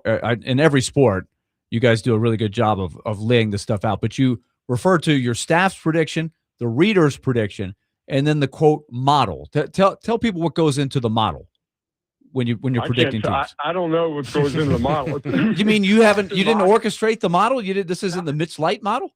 Believe it or not, I can type. That's about it. I can turn on I can type. But Austin Mock does a great job through all sports, but he's kind of like our analytics guy. He's got models, and he does a playoff predictor every year. He's got percent, literally every team in the country you can go. I think, Vanderbilt was actually pretty high in his model. I think he's got Vanderbilt 26 or something like that, with like a 7% chance of making the playoff. But if you Google like Austin Mock, The Athletic, it's a really good resource to have. It's got, conference title odds and all that. And he updates it literally every week throughout the season for playoff odds, national championship odds, and stuff like that. So, yeah, that's always fun to look at.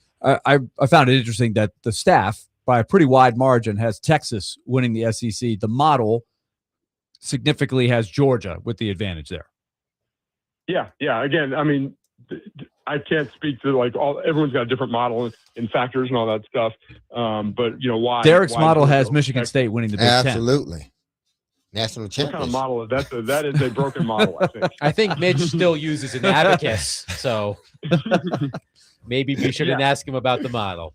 Mitch, Light of the Athletic, has been our guest on DMase. Vingan and Donaghy joins us every Thursday during college football season. As always, Mitch, a pleasure. We'll do it again next week.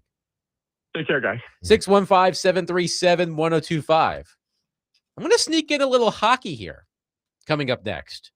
Just a little sliver, just a little tease. Before you know it, the Predators will be back. I mean, the NHL season, I believe, starts 1 month from Saturday, September 29th, but some major NHL news, which we will discuss coming up next. 615-737-1025. Willy Donnick, Derek Mason, Adam Vingan, 1025 The Game.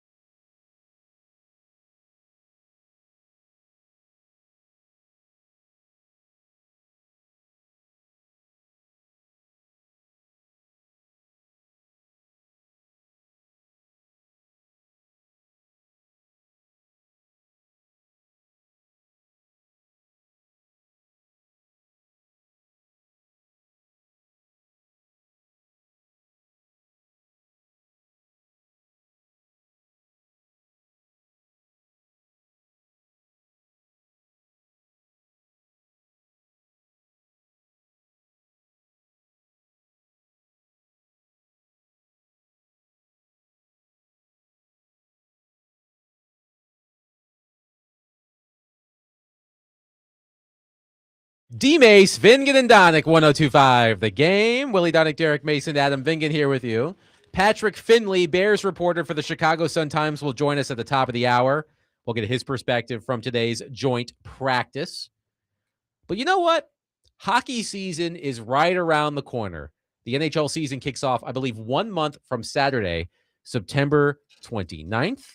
By the way, congratulations to the entire Predators broadcast crew: Willy Donick, Chris Mason, Hal Gill, Lindsey Raleigh, Kara Hammer, together for the 10th consecutive season as you shift to a new network. Very excited about that. Very excited about that. Mm. We've got a new partner in Script Sports. So we're partnering with Channel 5, where you're going to see some of the games, some of the programming, and then their sister station, for lack of a better term, Channel 28, which will be called The Spot, is going to have a lot of the games. It's absolutely free. Make sure you know that. If you have an antenna and you have a TV, you can get the channel. No complaining. Hey, it's not on this or on that. And there's other ways to get the games as well. They just unveiled yesterday that there will be an app. Mm-hmm. So wherever you go, if you're at your kids' practice or event and you're hanging out and you want to watch the game, that's going to be available to you in the coming days as we get closer to the season. So we're excited about that, but I'm most excited about our whole crew coming back again. 10 straight years with no personnel changes with the crew that you see on the air. I think that means a lot. We're very close. I don't take that for granted as a unit. So as they say in the movie Hoosiers, Coach Norman Dale, I got my team on the court. There we go. My team's on the floor. Fantastic I love movie. that. Yeah. If my math is right, 5 weeks from today, the Predators' regular season opener at Bridgestone Arena. Oh, wow. 5 Minnesota weeks. Wild. Yep, 5 weeks from today, Thursday, October 1st, the Predators Man, back right around the on corner. the ice. All right. Major news in the NHL today. Connor Hellebuck, star goaltender for the Winnipeg Jets, confirmed his trade request. He wrote in a statement released by his agent, quote, "Several months ago, I privately requested a trade. I have tried to handle the situation quietly and respectfully while giving the organization time to explore its options. With training camp approaching, I felt it was important to publicly confirm my request." Hellebuck, by the way, has 5 years remaining on a 7-year contract with an $8.5 million cap hit. He's the best goalie in the world, bar none. He recently won the MVP award. He's won the Vezina Trophy. He was spectacular for Team USA in the Olympics as Team USA won gold. Had a rough year for the Jets overall, but I mean, Was injured some. yes, nobody's going to argue how good Connor Hellebuck is. And thus continues this recent trend of players, specifically American players in Canadian markets, wanting out. And I don't know what the hell the Jets are going to do. And I feel really bad for Jets fans, Predators fans. I know don't like the Winnipeg Jets, so Predators fans don't feel bad. But this, depending on what happens here, Willie, this will have a seismic effect on the landscape of the NHL, depending on where Hellebuck goes, if he goes somewhere. And I think in particular, it affects the Predators in that division because he is such an equalizer for a team that's been trying to fight to stay at the top end of a very, very deep division in the Central. I mean, they won the President's Trophy 2 seasons ago. And then he got hurt, missed some games, and they had trouble staying afloat because of that. And now he says he wants out. You mentioned it. I think the only holdup is not his cap hit, because $8.5 million in the growing salary cap now is very reasonable for a guy that's as good as him. There are going to be a lot of goalies that are going to make a lot more than 8.5 over the next 5 years. The issue with Hellebuck is how long can he maintain the greatness? He's 33. So just as a reference point, that's 3 years older than UC Saros. And you hear all the time people concerned about UC Saros and his ability to sustain his top level to the end of that contract. That's always a question when you sign somebody to 8 years. And as a sidebar, as of September 15th, you can't sign a guy to 8 years anymore. So that's something to just keep in mind. That maximum is, I believe, 7 after September 15th. But now the question is, what do you do if you're the Jets? You've got your franchise player saying he wants out.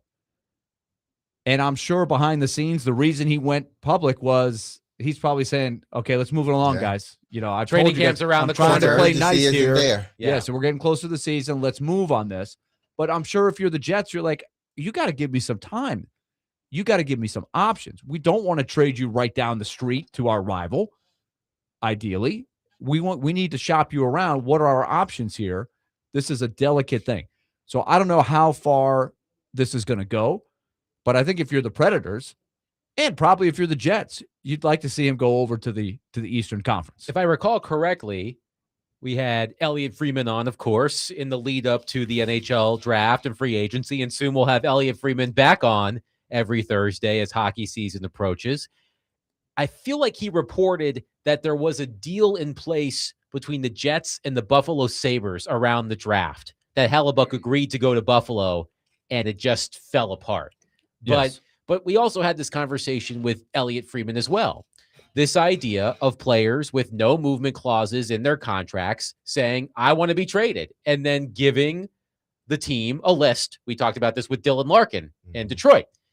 And I think Elliot told us that there's some talk maybe that teams are going to push for in the next CBA negotiations. If you request a trade, great. We don't have to play by your rules. We can trade you wherever we want, even if you have a negotiated list. But again, there was a lot of talk about this with not so much Larkin because he plays in Detroit, but around Brady Tkachuk being in Ottawa.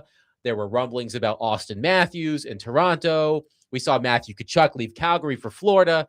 A lot of these American stars and Canadian markets saying, I don't want to be here anymore. And then you throw in Larkin, who is in a very American market in Detroit. Close He to wants Canada. out. Close to Canada. He's very as close Derek to Canada. Mason knows. He's You can very see close. it. You can see it from the hotel. You can almost swim over Yes. to Go Canada. ahead. I don't know. Try it. I don't know if you want to swim across that river. Probably not.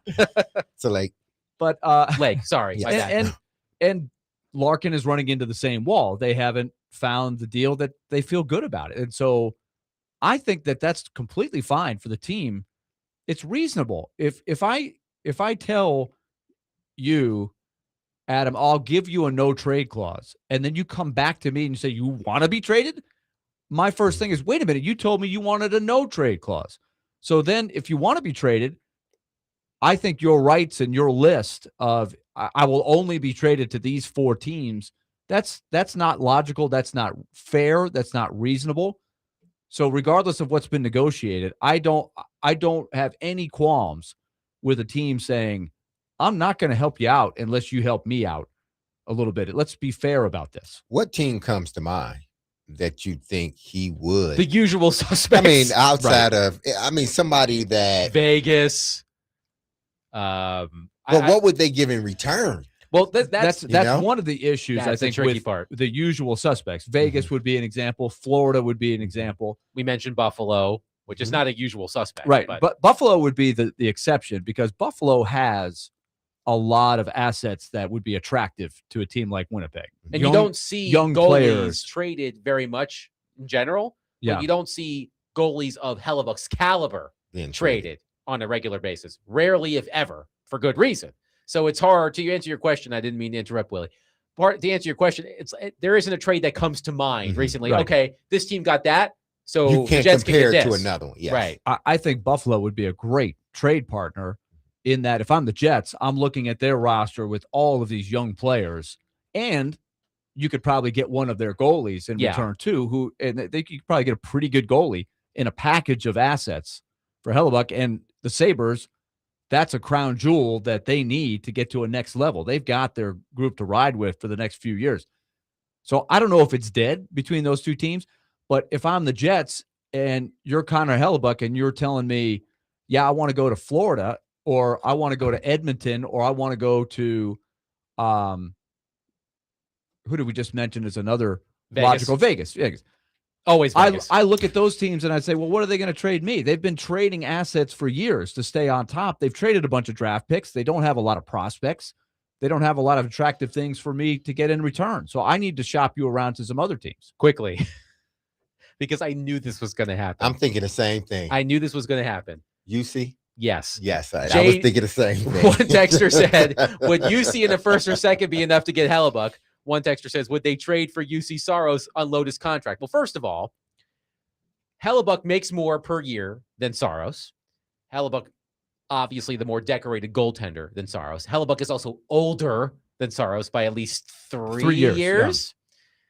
So, I mean, I'm not going to armchair GM this thing. I can't imagine that's going to happen. I would have a very, very, very, very hard time imagining that happening. But I figured that some of those texts would emerge. I understand the text because the last 2 years, UC Saros has not been nearly as good as Connor Hellebuck. If you wound the clock back to the 4 previous years, I think Saros and Hellebuck were pretty comparable. You'd probably give a slight edge to Hellebuck, but Hellebuck still hasn't had the playoff success, but he does have the gold medal now. But like 2 years ago, that would have been pretty crazy to say. But I get it, and I do think that the price tag times the age is the thing that probably would keep that from happening. I do think we're in a different viewpoint, just preview of coming attractions on the Predator side, where UC Saros is going to be the unmistaken starter to start the year. But I think Justus Sanonen, by the way he was playing in the second half of last season, you're going to hear more about his push to play more. And should they play more? And if he is outplaying UC Saros, are they now open to saying, look, we're not just automatically going to put UC Saros in there if he's struggling and Anonen is playing well? I do think that narrative is going to be different than it has been in the last couple of years. 615-737-1025. Glad to sneak in some hockey. It's been a while. The NHL season is right around the corner, starts in about a month. The Predators will be on the ice for training camp in a few weeks. We'll get more hockey sprinkled in there as we get closer to the season. 615-737-1025. Coming up next, Patrick Finley, Bears reporter for the Chicago Sun-Times, will join us. We'll ask him for his perspective on the joint practice today between the Bears and the Titans. We also want to get Finley's thoughts on Caleb Williams, because as we had the conversation earlier about Caleb Williams and Cam Ward, maybe he can help us learn about Williams' maturation and maybe what we can learn about Cam Ward. 615-737-1025. Willy Donick, Derek Mason, Adam Vingan, 1025 The Game.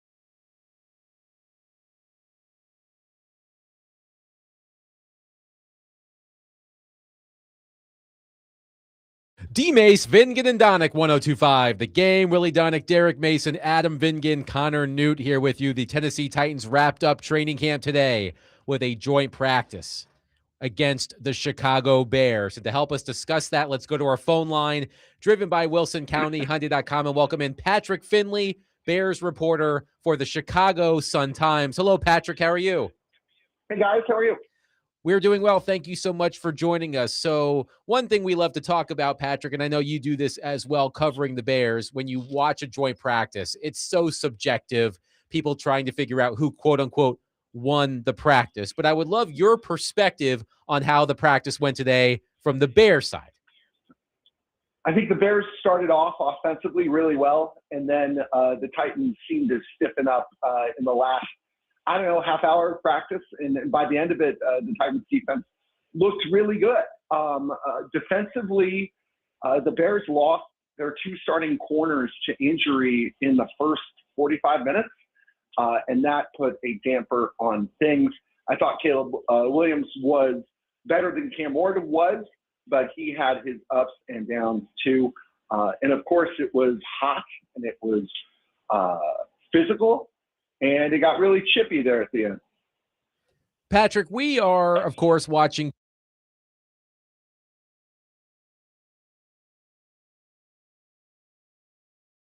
time last year. So let's go back to this time 1 year ago. What was the conversation in Chicago about Caleb Williams at this time a year ago? People were wondering whether he was going to be good, for lack of a better phrase. His first season with Matt Eberflus was just so sideways. The Bears did something they'd never done in 104 at the time year history of the franchise, which was they fired a head coach in the middle of the season. They fired their offensive coordinator before that. By the end, he was playing essentially, he was playing for an interim coach. And it was as bad of a first season as you could possibly have. And then they got Ben Johnson, and, the belief in Ben Johnson within the building was tremendous even a year ago.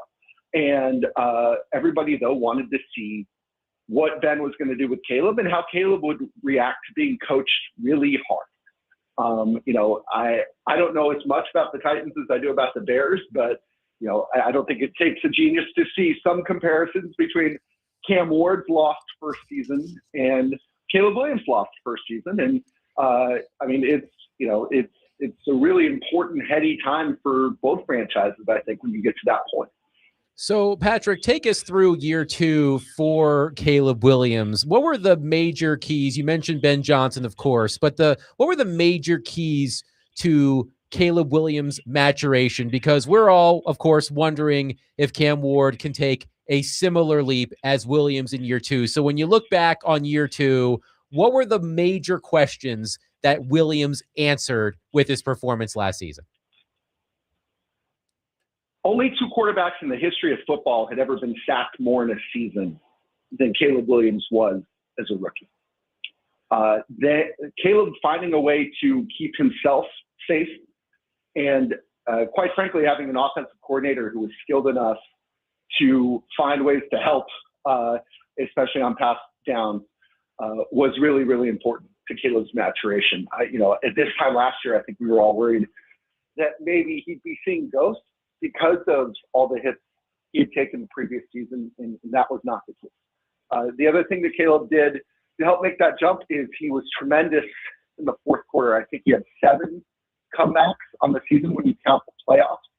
And that is just an absurd number. Now the debate is whether the Bears can count on him putting on that tape with 5 minutes to play in every game, or whether they'd be better served with him just being more consistent in the first, second, and third quarters. That was a huge part of it. And, this is boring, but it's true. Having a run game that doesn't put him in 3rd and 9 was really, really important to him to keep that defense honest.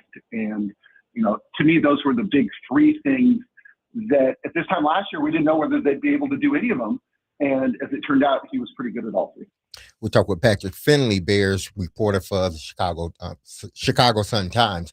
Now, what we're trying to figure out here, Patrick, is, and there is the comparison with Caleb Williams. How long will this take? Because I think some of the fan base is a little antsy, and I'm sure they were the same way there in Chicago. But how long did it take for it to seem as if Caleb figured it out, at least to a point where this offense was going to take another step? Because that's what the fan base is trying to figure out here with Cam Ward and Daboll. In Chicago, it's taken 106 years and counting. Quite honestly, I mean, there was no franchise more associated with quarterback failure, really, than the Bears. I mean, they look at the Browns and laugh. I mean, when you go back, you could argue that the greatest quarterback they've ever had is Jay Cutler, and the second greatest quarterback they ever had played in the 1940s. Like that, so Bears fans have been looking for that answer, and we watched Justin Fields kind of get people's hopes up and then not turn out well. We saw Mitch Trubisky do the same. So Bears fans were dubious of Caleb. It was very much we'll believe it when we see it. And I think it took until about mid-season when everybody was willing to just kind of believe in him and quite honestly believe in Ben Johnson. I tell people this, I believe in Caleb because of Ben Johnson, not the other way around. And Caleb's got these skills that are just otherworldly. The way he can contort his body when he's rolling out is something that you don't really see anywhere, even at the highest levels of football. But I think having an offensive coordinator and play caller in Ben Johnson, who is really, really good at what he does, is absolutely the best thing that Caleb has going in his career. And I don't know whether you guys heard it today, but somebody asked Caleb kind of what advice he had for Cam Ward. Caleb said, trust your play caller. And I think that's a really important place to start. Now, you mentioned the run game, and we've been talking about that for the longest. Obviously, our offensive line is getting a little bit better, led by Peter Skoronski. But we've always said if Cam can have a really good run game or a run game that was effective, then it would help him out. It seemed like that is what was happening with Chicago, and you mentioned it. They don't have a dynamic run game, but it is a run game that's efficient. Yes, correct. 2 years ago, DeAndre Swift, I think, had the lowest yards below expected of any running back in football.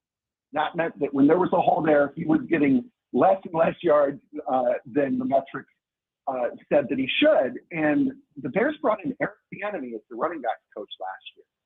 And he is a passionate dude. He's a loud dude.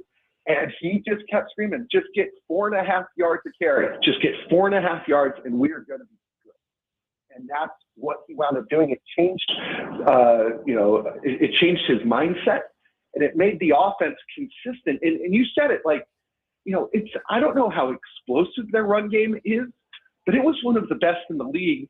And they were able to do that thing in the NFL that the good teams do, which is when everybody in the stadium knew that they were running the ball, they could still run the ball. And that just took so much pressure off of Caleb Williams, and it meant that he didn't have to be Superman all the time. And then when they needed him to be Superman at the end of games, he could do that too. We're talking with Patrick Finley. He is the Bears reporter for the Chicago Sun-Times. He was on hand for practice today between the Bears and the Titans, and the two teams will play on Saturday here at Nissan Stadium. So, Patrick, one thing we still hear about with Caleb Williams is he still needs another notch in the accuracy department. We talk about this a lot with Cam Ward as well. What's the Bears' approach in trying to get him to a next level with accuracy? Ben Johnson wants him to complete 70% of his passes. That's what Ben has said out loud for 2 years. Last year, he was nowhere close. And I think only one quarterback in the league completed 70%. I believe it was Jared Goff and nobody else. So he has set this bar ridiculously high in terms of what he expects. And quite honestly, I think he hopes Caleb can get as close to it as he can, but I don't know whether he expects it to actually be 70%. So that was kind of step one. And then step two this past offseason has been talking about ball placement. It's not just that he needs to complete the pass, he needs to put it in the exact right place to where his wide receivers and tight ends and running back can catch it and get upfield and get yards. And that is, quarterbacking 202 is the way that they've looked at it. And, he's not perfect. He's not the world's most accurate quarterback, But, by focusing on it, by talking about it, by quite honestly, talking to the media about it and putting it out into the world, the Bears are hoping that Caleb will get incrementally better at that. Because, guys, he has weapons. He's got Colston Loveland and Roma Dunze and Luther Burden and Swift and Cole Kmet. Like, he's got some guys who can really do some damage, but he's got to not only complete the pass, but complete it in the right way. Patrick, one of the storylines here at Nashville is that the Titans in the first 2 preseason games have won the games, but neither the Seahawks nor the 49ers played any of the starters even at the beginning of the game at all for a series or two, and they haven't looked great. What's the Bears' approach in these preseason games, and have they said what they're doing on Saturday? They have not said what they're doing Saturday. The Bears' offense didn't play in the first game at all, and then in their second game last week in Cincinnati, they played exactly 9 snaps before they went to the backups. My instinct is that they're not going to play their starters. The Bears have been really banged up this preseason, but I didn't think they'd play their starters last week either. And 2 hours before the game, Caleb Williams went out and started warming up. So we will see. I think that, and you've heard, I think, around the league reference to this, but the league presented some data to NFL teams about what happens when you have 2 joint practices in a preseason, and what that does to prepare you, to callous you, I guess, for the first 6 weeks of the regular season. And from my understanding, what they showed was that, if you have those 2 joint practices, you don't necessarily need to play the preseason games for the data to show that you're going to be healthier at the start of the season as a result of it. I know that the Bears listen to that. I think other teams have listened to that as well. So we'll see. It's not going to be significant, I don't think. And it'll be interesting to see what happens if they do get that first series. We'd love to get your perspective, Patrick, on the play where Xavier Woods hit Wan'Dale Robinson. It set off the whole teams meeting there and the reaction and all that stuff. I realize for people that don't know, there's 2 fields in play. You've got the Bears offense against the Titans defense on one field, and then it's flopped on a second field. So not everybody can watch every play. But did you get a chance to take a look at that play? Oh, yeah. I was maybe 30 yards away from it when it happened. I was watching it. Yeah, I thought it was dirty. The Bears have been accused in the Ben Johnson era of being really physical in these joint practices. And I think that's the way Ben likes it, to tell you the truth. But I can't imagine, if you look at the film, that anybody on the Chicago side thinks that what he did was okay. Knocking a guy to the ground during a thud session, over the middle, potentially concussing him, that's not good. And I don't think it's acceptable. And, Xavier Woods, this isn't some rookie who didn't know what he was doing. When he's been in the league, he played for you guys. I think he's made 130 career starts, something like that. Ignorance is not going to be an excuse for him.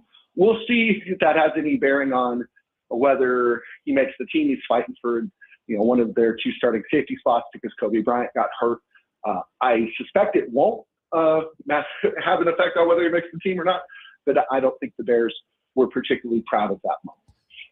Finally, Patrick, give me your outlook for the Bears in that division, which, of course, the Lions are coming off a year where they didn't take the next step. The Bears jumped up and took a really good step forward last year. How do you see that division and where the Bears fit? I think the Bears are going to have a better team this year than they did last year, but probably finish with a worse record, if that makes sense. I think this year's team would beat last year's team in a theoretical matchup. But, you're playing a first-place schedule now, and that's going to be tough. And again, you can't expect Caleb Williams to score a touchdown in the final 2 minutes, whatever it is, 6 times to hang on. I think that that the NFC North is, again, going to be really, really strong. I suspect that the Vikings are probably going to finish last in it, unless Kyler Murray is better than I think he is. But the Packers, the Vikings, and the Bears, I think those are all 3 playoff caliber teams. Patrick Finley of the Chicago Sun-Times has been our guest on DMase, Vingan, and Donick. Patrick, thank you so much for your insight. Enjoy Nashville. I will. Thank you, guys. 615-737-1025. We will react to what Patrick Finley of the Chicago Sun-Times had to say. Really interesting stuff on the conversations around Caleb Williams at this time a year ago. Similar conversations that we've been having about Cam Ward. We'll get into that coming up next. 615-737-1025. We are broadcasting from the Busy Bee Plumbing, Heating, and Air Conditioning Game Nashville studios, home with a $99 yearly Beehive membership, where the buzz is always about great service.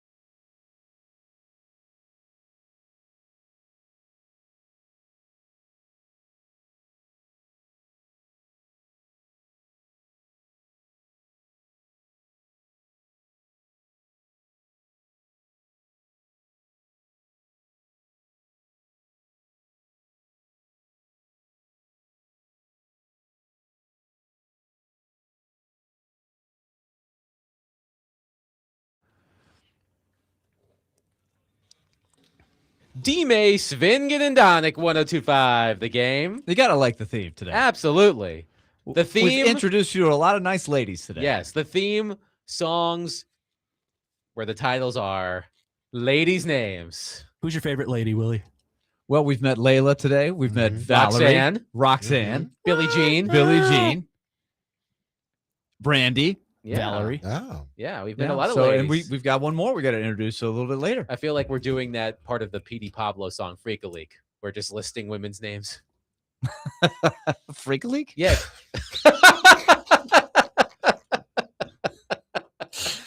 Adam, what do you listen to? Seriously.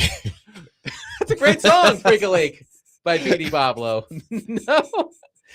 I haven't heard it. Honestly, I haven't. Yes, you have. No, I swear. Yes, you Hey, have. listen, hand on the Bible. I've never heard it. All right, I'm going to send Freak a Leak Yes, to you the gotta group have to- chat okay. as soon as the show is Yes, over. please. I'll do. sample it. I- I will sample it. Because I wasn't a big. I didn't listen to P.D. Pablo. Oh, okay. Yeah, so I have a soft spot. Willie, I have a soft spot. Willie, what's your? I don't know.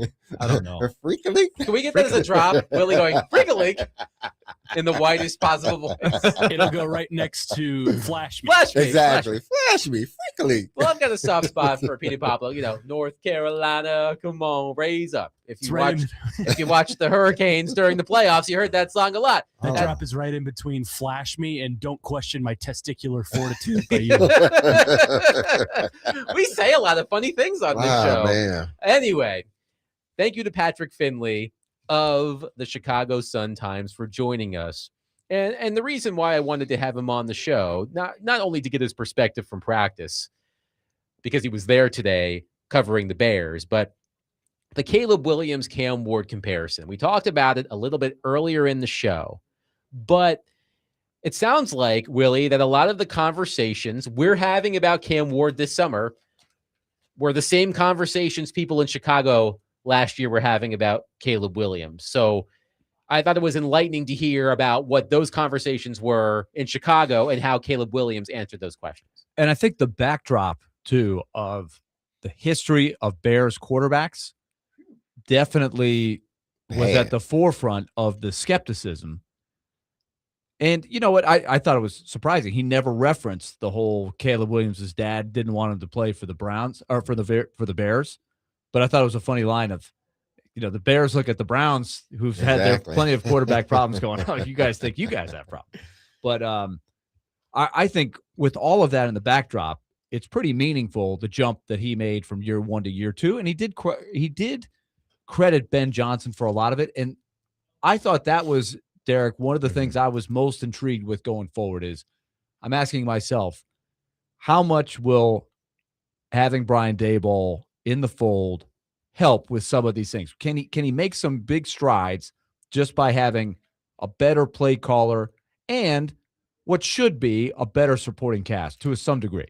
Yeah, I mean, if you look at because ultimately, I think that's what the Titan fans want to see.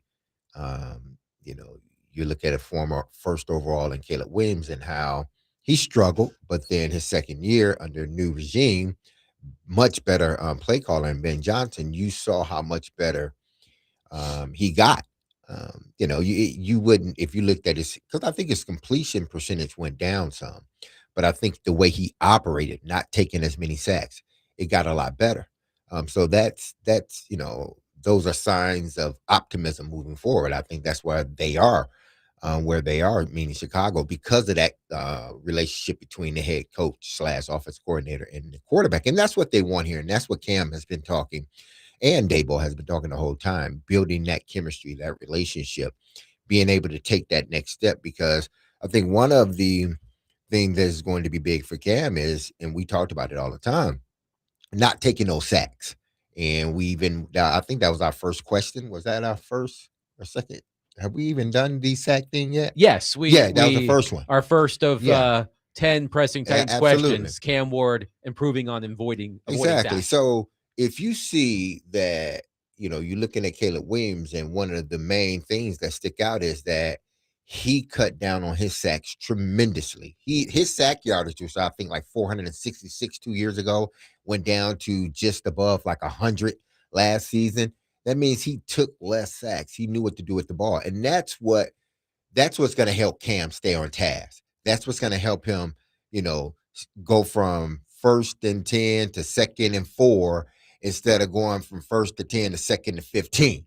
If he can keep it, staying on task, and that's what Caleb Williams and Ben Johnson were able to do last season. So that's what the Titan fans are looking for with Cam Ward and Dable, keeping him on task, not taking those unnecessary hits and those sacks that he did last year. So Caleb Williams, his rookie season, he took 68 sacks. He lost 466 yards on those 68 sacks. He had a sack rate of 10.79%. Last season, 24 sacks, a sack rate of 4.05. So it dropped more than 6 percentage points.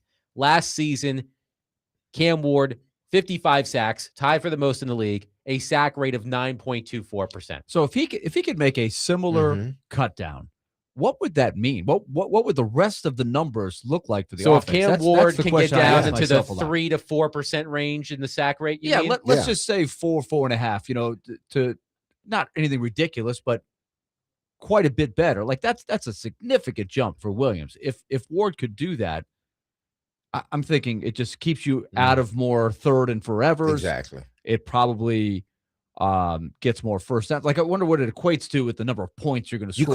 You just call the game different because you're not putting these positions where now, I had to play for 2nd and 6, but it's 2nd and 16 because he's taking a sack. So that does throw off what you're trying to do as far as an offense.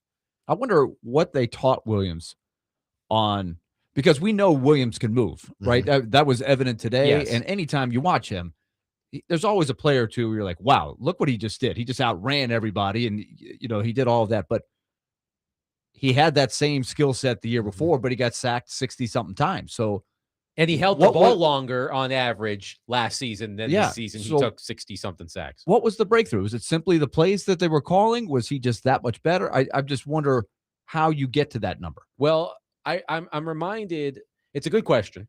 I'm also reminded, and this goes back to the Dable conversation, and we'll dive more into that Dable-Ward relationship tomorrow. But we had Ted Wynn of The Athletic on the show a few weeks ago. He was present for the first joint practice with the 49ers out in California. And we asked him, what should the confidence level be in Cam Ward making a similar year 2 leap as Caleb Williams and Drake May? And he did an exercise where he talked to defensive coaches around the NFL and had them rank their top play callers. Ben Johnson and Josh McDaniels were considered by their defensive peers 2 of the best play callers in the NFL. I think Johnson might have been 2nd on the list. I'll have to go back and pull up the story from Ted Wynn. But that was the conversation we were having about Dable. Dable did not crack the top 10, and Wynn had, I would say, some skepticism of how much of an impact Brian Dable could have just because he wasn't on the same level as a play caller as Johnson and McDaniels. Yes, his track record, because we just got finished looking at Jared Goff's stats from the 3 seasons he was with Ben Johnson. And I see why Ben Johnson, the bar is 70%, because Jared Goff was above 70% or hovering right there at 70%. So when you go out there and orchestrate a high-powered offense year after year after year, I think people tend to look at you different, and your team is winning.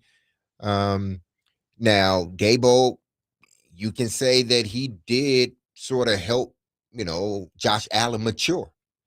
But then a lot of Josh Allen's success came after he left too. So Josh Allen just continued to be that guy. And Dable has sort of moved around. But then he goes to the Giants, and, he has a good season with Daniel Jones.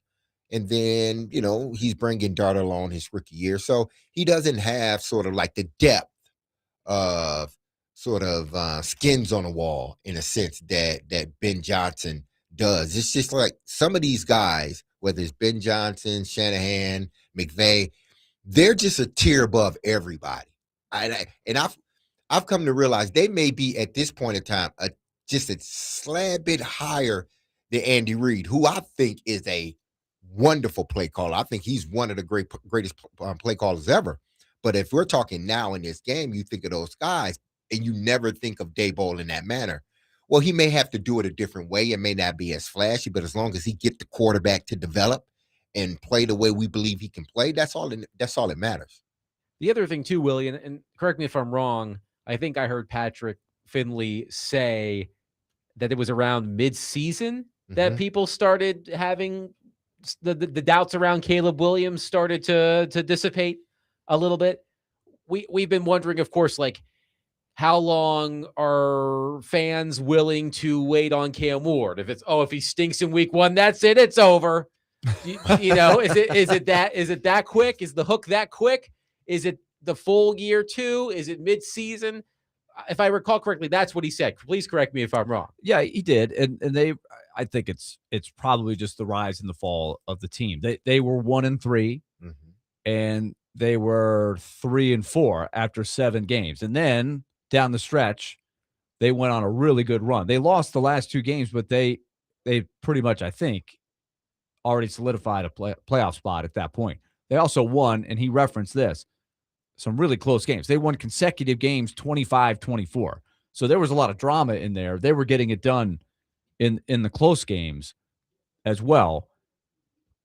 So look, that's a great fan base. It's a great sports town, Chicago. They want to love that team. You know, they are thirsting for a level of success. And let's not forget, you got the Packers in that division. You got the Vikings a couple years ago had a great year with Sam Darnold quarterbacking. Let's not forget that. And of course, the Lions have been resurgent. So that's a tough division to make it happen in. So you heard Patrick say this. There's no guarantee that you're just going to roll in there and win 11 games again. You could be a better team but not have as good a record, which he kind of laid out. So this is an ongoing thing. For what it's worth, without getting too incredibly nerdy, Caleb Williams. That's never stopped you before. No, it hasn't.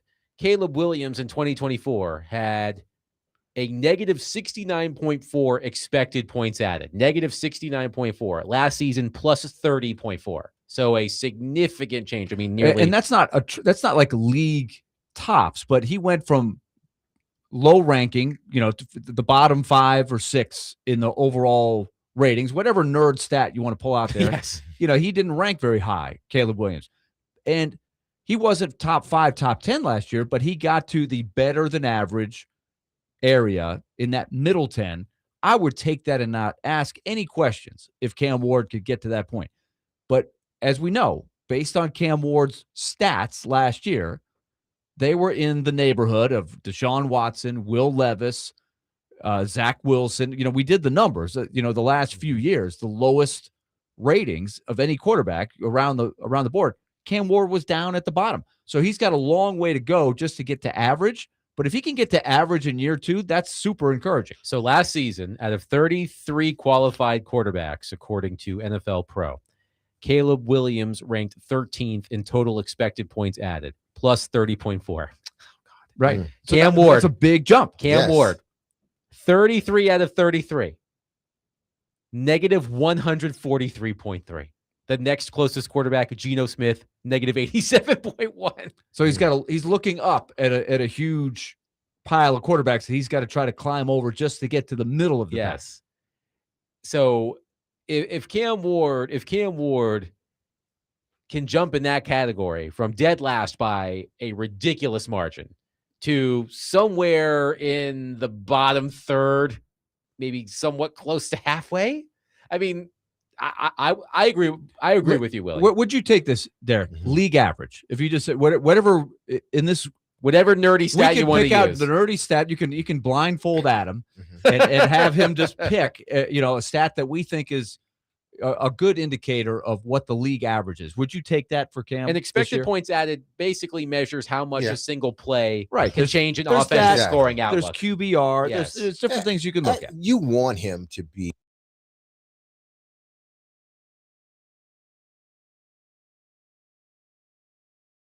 what he was last year. Now, wherever that falls out, I don't want him to be at the bottom again, or either 32nd. No, but if he's making a jump that helps this team win, then that's all you can ask for. But yeah, if he falls in the middle, that means this team's winning games.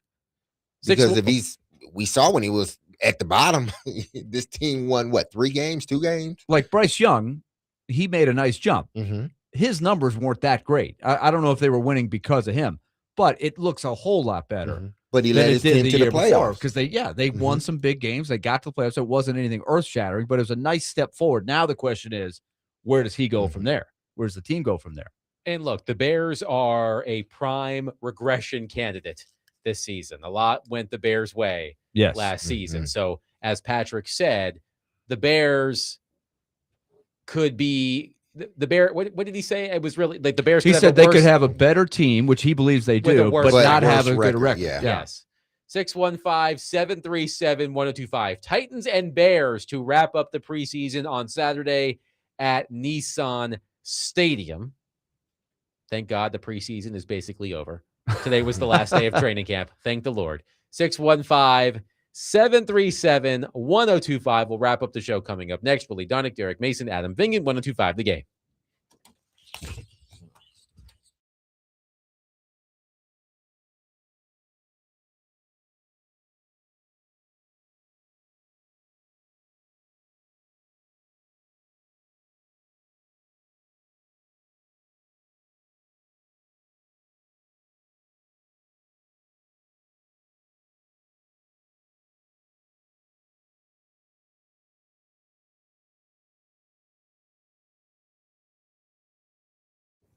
All right, time to tell you about our friends at Twice Daily once again. Twice Daily has the rewards program that we keep pounding away at. It's going to save you money. Don't you want to save money? You're going to go to get gas. You're going to go get convenient stuff where you're going to go. But if you make that conscious decision to go to the best, Twice Daily, and use their rewards program, it's going to keep money in your pocket, and it's going to be effortless. And you know how this works. Some days you're running from one thing to the next. Your schedule's packed. Somehow it's already time for dinner, and we've all had those days. So let Twice Daily take one thing off your plate by putting hot, fresh pizza on your plate. Yes, grab 2 slices for $6. Save $2 on a whole pizza. Life has enough going on. Pizza's easy, even when life isn't. So if you're having one of those days, keep it in mind. Twice Daily and the rewards program. That's Twice Daily, fresh all day.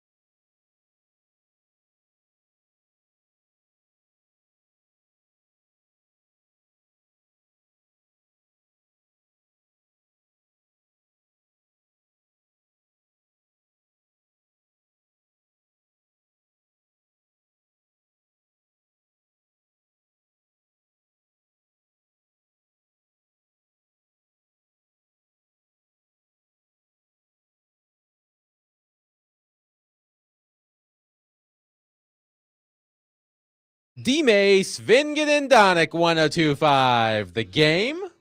Willy Donick, Derek Mason, Adam Vingen here with you, wrapping up the show tomorrow. Along with Gloria. Hello, who joins Gloria. our group. Yeah. Willy Donick, Adam Vingen, Derek Mason, Gloria, and Connor knew what's coming up on the 6th. PK, fake PK as we call him, is Parker gonna join Kelly. the show. A lot of reaction today from practice, a lot of breakdown, a lot of notable things to talk about. So All right. So stay tuned right after our show, the 6th with Connor Newt and Parker Kelly. A reminder that tomorrow, all day long, starting at 6 a.m. with Robbie and Rex Road, all the way to 6 o'clock with us. We will be at T-Line in West Nashville as we celebrate 102.5 The Game's 15th anniversary or birthday. Your choice. We've got prizes to give away all show and day long across all of our shows, starting with Robbie and Rex Road again at 6 o'clock. Again, I'm taking the sneak peek at the prizes that DVD is giving away. We're going to give away a pair of tickets to an upcoming Vanderbilt men's basketball game. We're going to give away a pair of tickets to the Music City kickoff, Ole Miss versus Louisville at Nissan Stadium. Still got to practice that. Yes. Yeah, you do. We're going to give away some Predators tickets, a family 4-pack. We're going to give away some Auburn, Wisconsin men's basketball tickets at Bridgestone Arena as well. So concert tickets, Predators tickets, Vandy tickets all day long, starting at 6 a.m. every hour, starting at 6 again with Robbie and Rexford. At this point, I'm just saying Louisville because I think it's It funny. sounded like you said, "Roar." Do I sound like Scooby-Doo? Ruh-roh. we'll upgrade you to Loserville at some point. By the way, Whoa. one texter says, Adam with some hood points for the PD Pablo reference. That gives me all of one hood point in my life. I will take it. He said some. That means multiple. Okay, I'll take 2 hood points. I can't wait to go home and tell my wife, I got hood points today. You sound like you're saying that to Steve Harvey. I'll take 2 hood points, Steve. Oh, boy. Oh, boy.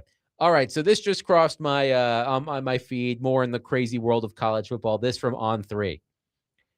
A new temporary restraining order issued by a judge in Dallas on Thursday named about 24 players who will now have eligibility restored.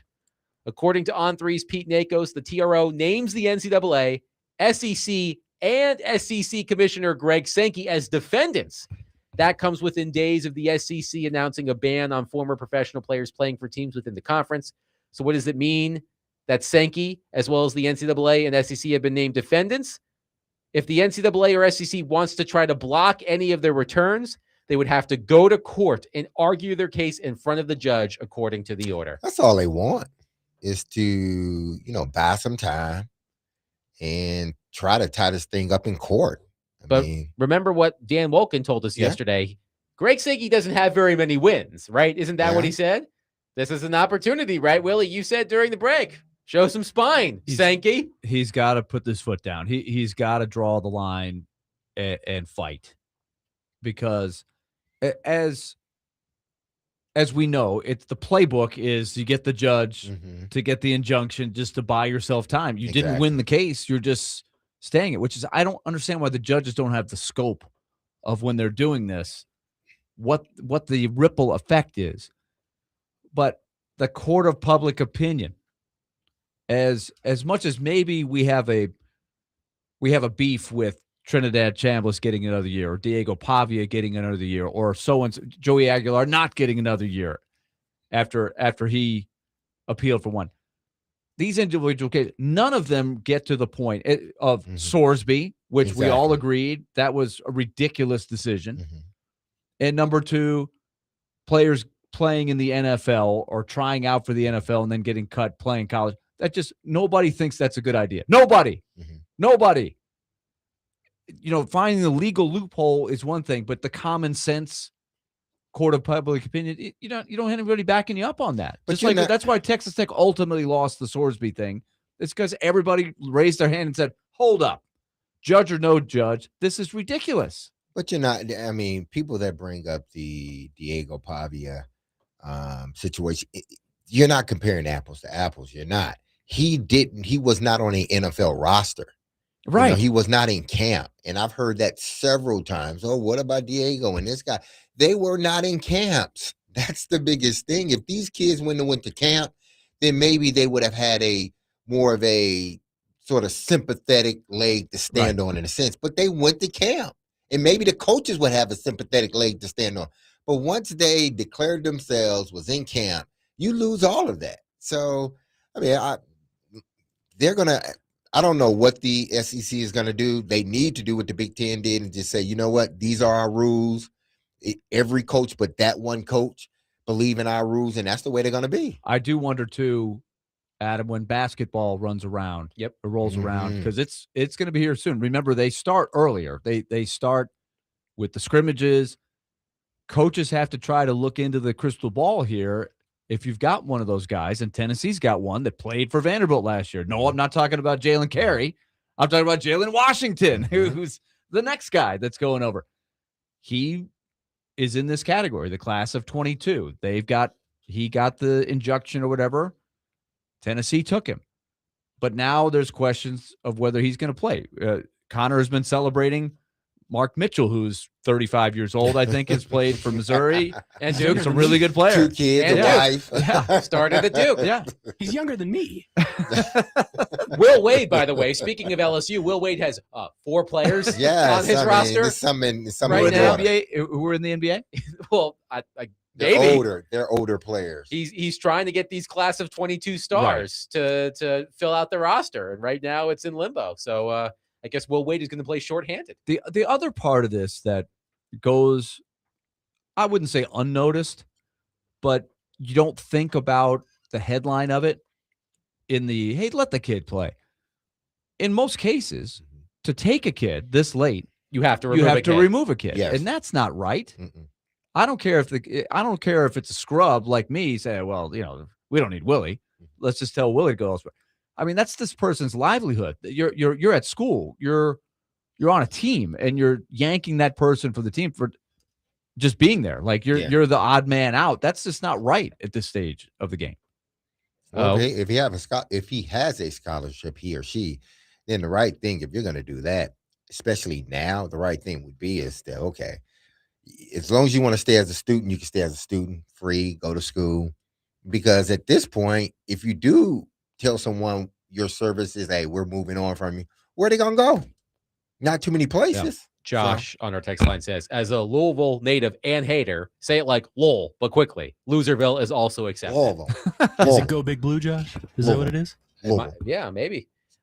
Quickly before we go, I do want to give a shout out to an educator. Her name is Candy Sydney Browning. She is a 36-year-old second grade teacher in Atlanta who has come up with a genius thing. It's called the gas station. Okay, now after you explain this, I want you to tell me why you think this is genius. Why is this so genius? If this is because I'm debating whether I don't think it's genius. So but this hear him out. This him out. Yes. second grade teacher, Miss Candy Sydney Browning, she has a designated corner of her classroom called the gas station, where if children need to pass gas, they get up from their desks, go to the corner, fart, and sit back down. I don't know why. So, Isn't the other kids still gonna laugh? Her explanation, she tells today.com, quote, I have a very weak stomach, so I cannot take it. And so I was like, okay, I'm just going to create this little area over here, and you just get up, you go over there, do your business, come back, and that's just it, end quote. What if like 8 kids got a fart, just fart after fart? Well, after but don't you fart? think there'll be And then eventually- several of the kids who think it's funny and they'll talk Exactly. well, I'm going to go back there. Just First of fart. all, you get out of whatever you're doing, right? Oh, this is great. I can stop my work and actually go back here. We have one of those here. It's in the corner right behind you, Willy. Oh, that's wonderful. I was no. about to say, I think this station, this studio specifically, is too far gone. There have Yeah. been too many farts passed in this. And in we're this in small close space. quarters. The Yeah, ventilation close is in quarters, question yeah. here. Is there good ventilation in this fine teacher's room? I have not visited said in room. the But gas still, station? doesn't the smell Is there a eventually chamber? reaches you? Yeah. I'm sure it does. I don't know. Maybe there's like an air purifier over there or something. Could be. I don't know. But she's normalizing bodily puffs. functions, and I think that's great. 2 sprays when you go over I there. think that's great to normalize bodily functions. People are embarrassed. Some people might not be embarrassed to fart in public, but some people are embarrassed to fart in public. She's got to teach him how to make Febreze clouds now. Yeah. Oh boy. You pass one, make a cloud, walk through it. You're good. I will say, in helping move my son into his dorm, which has 6 baseball players. And So many barely- farts. So many very farts. close quarters. So many farts happening in that suite. They did have the sprays and the Oh, you have potpourri. to. They did have that handy. I'm like, okay, good job, guys. Thinking ahead. You have to, man. 6. Woo, 6 guys in close Oh quarters. man, gosh, that's yeah. One texter says, "Does she have an exhaust fan? Is it vacuum sealed?" So many questions. Yeah. So many questions. That's Yeah. not for me to decide. But Is there a jar over in the corner? Or in the jar. But I you guess know? she has to get over. She figures the initial craziness of, oh my gosh, this is crazy. If I need to do this, I can go to the designated gas station. yes. Yeah. I guess the newness will wear off after a while, and it could be more effective Okay, at that point. how long? But you think it's genius, Adam? I think she's normalizing bodily functions, and we shouldn't be That's embarrassed a good about thing. it. No, how Okay. long is it? Do you have to remain in the gas station? I think you just go there, It's gonna trail you. You got to stay at least go for there. a second or 2 or 3. you And what if it's toot, more than gas? you toot. Well, then go to the actual bathroom. You toot. You stay there a second just to let Okay. it waft, and then you go back to your seat. That's what I'm saying. Is it just okay? I'm gonna go to the gas station and run back over here. I have to say, I don't want to get juvenile about this at all, but I have wondered about the physics of it traveling with you. Like if you, how does it that does travel. work? I think it does. Absolutely. The wind factor, but if there's no wind, if you move, does it move with you, or can you mean, clear look, the area? Can we're- you leave it behind you? We're all grown men In the talking gas about station. farting on the radio. I So guess the it- juvenile I'm trying to do this thing, as- the as juvenile scientific. thing is out the I window. guess it depends on the potency. We'll get Bill Nye on the show tomorrow The to break it all potency of the down. fart. We'll get a scientist on the program. That will do it for us today. No farting talk tomorrow, I promise. We will be live at T-Line in West Nashville, celebrating our station's 15th birthday again. All day long, starting with Robbie and Rex Road at 6 a.m. All of our programs will be live at T-Line. We've got ticket giveaways every single hour. We, on our show, have 4 separate giveaways. Maybe we'll play some Ask DMase for those giveaways. We're going to have a lot of fun. Come out and join us again. That's T-Line, T-E-E line in West Nashville to celebrate our 15th birthday. We'll talk to you tomorrow from T-Line at 3 p.m. Be loved, love on your people. Have a safe, blessed, and wonderful day. I love you. Your team loves you. Hear that music? Don't you forget about us, because we will not forget about you. We're back on these airwaves starting at 3 p.m. on 102.5 The Game, discussing the upcoming game with the Chicago Bears, Titans, Vandy's, everything. We're going to be talking sports here on this station. As I always say, we're going to be talking, and You will be listening. the 6 is next. Break a leak. Peace.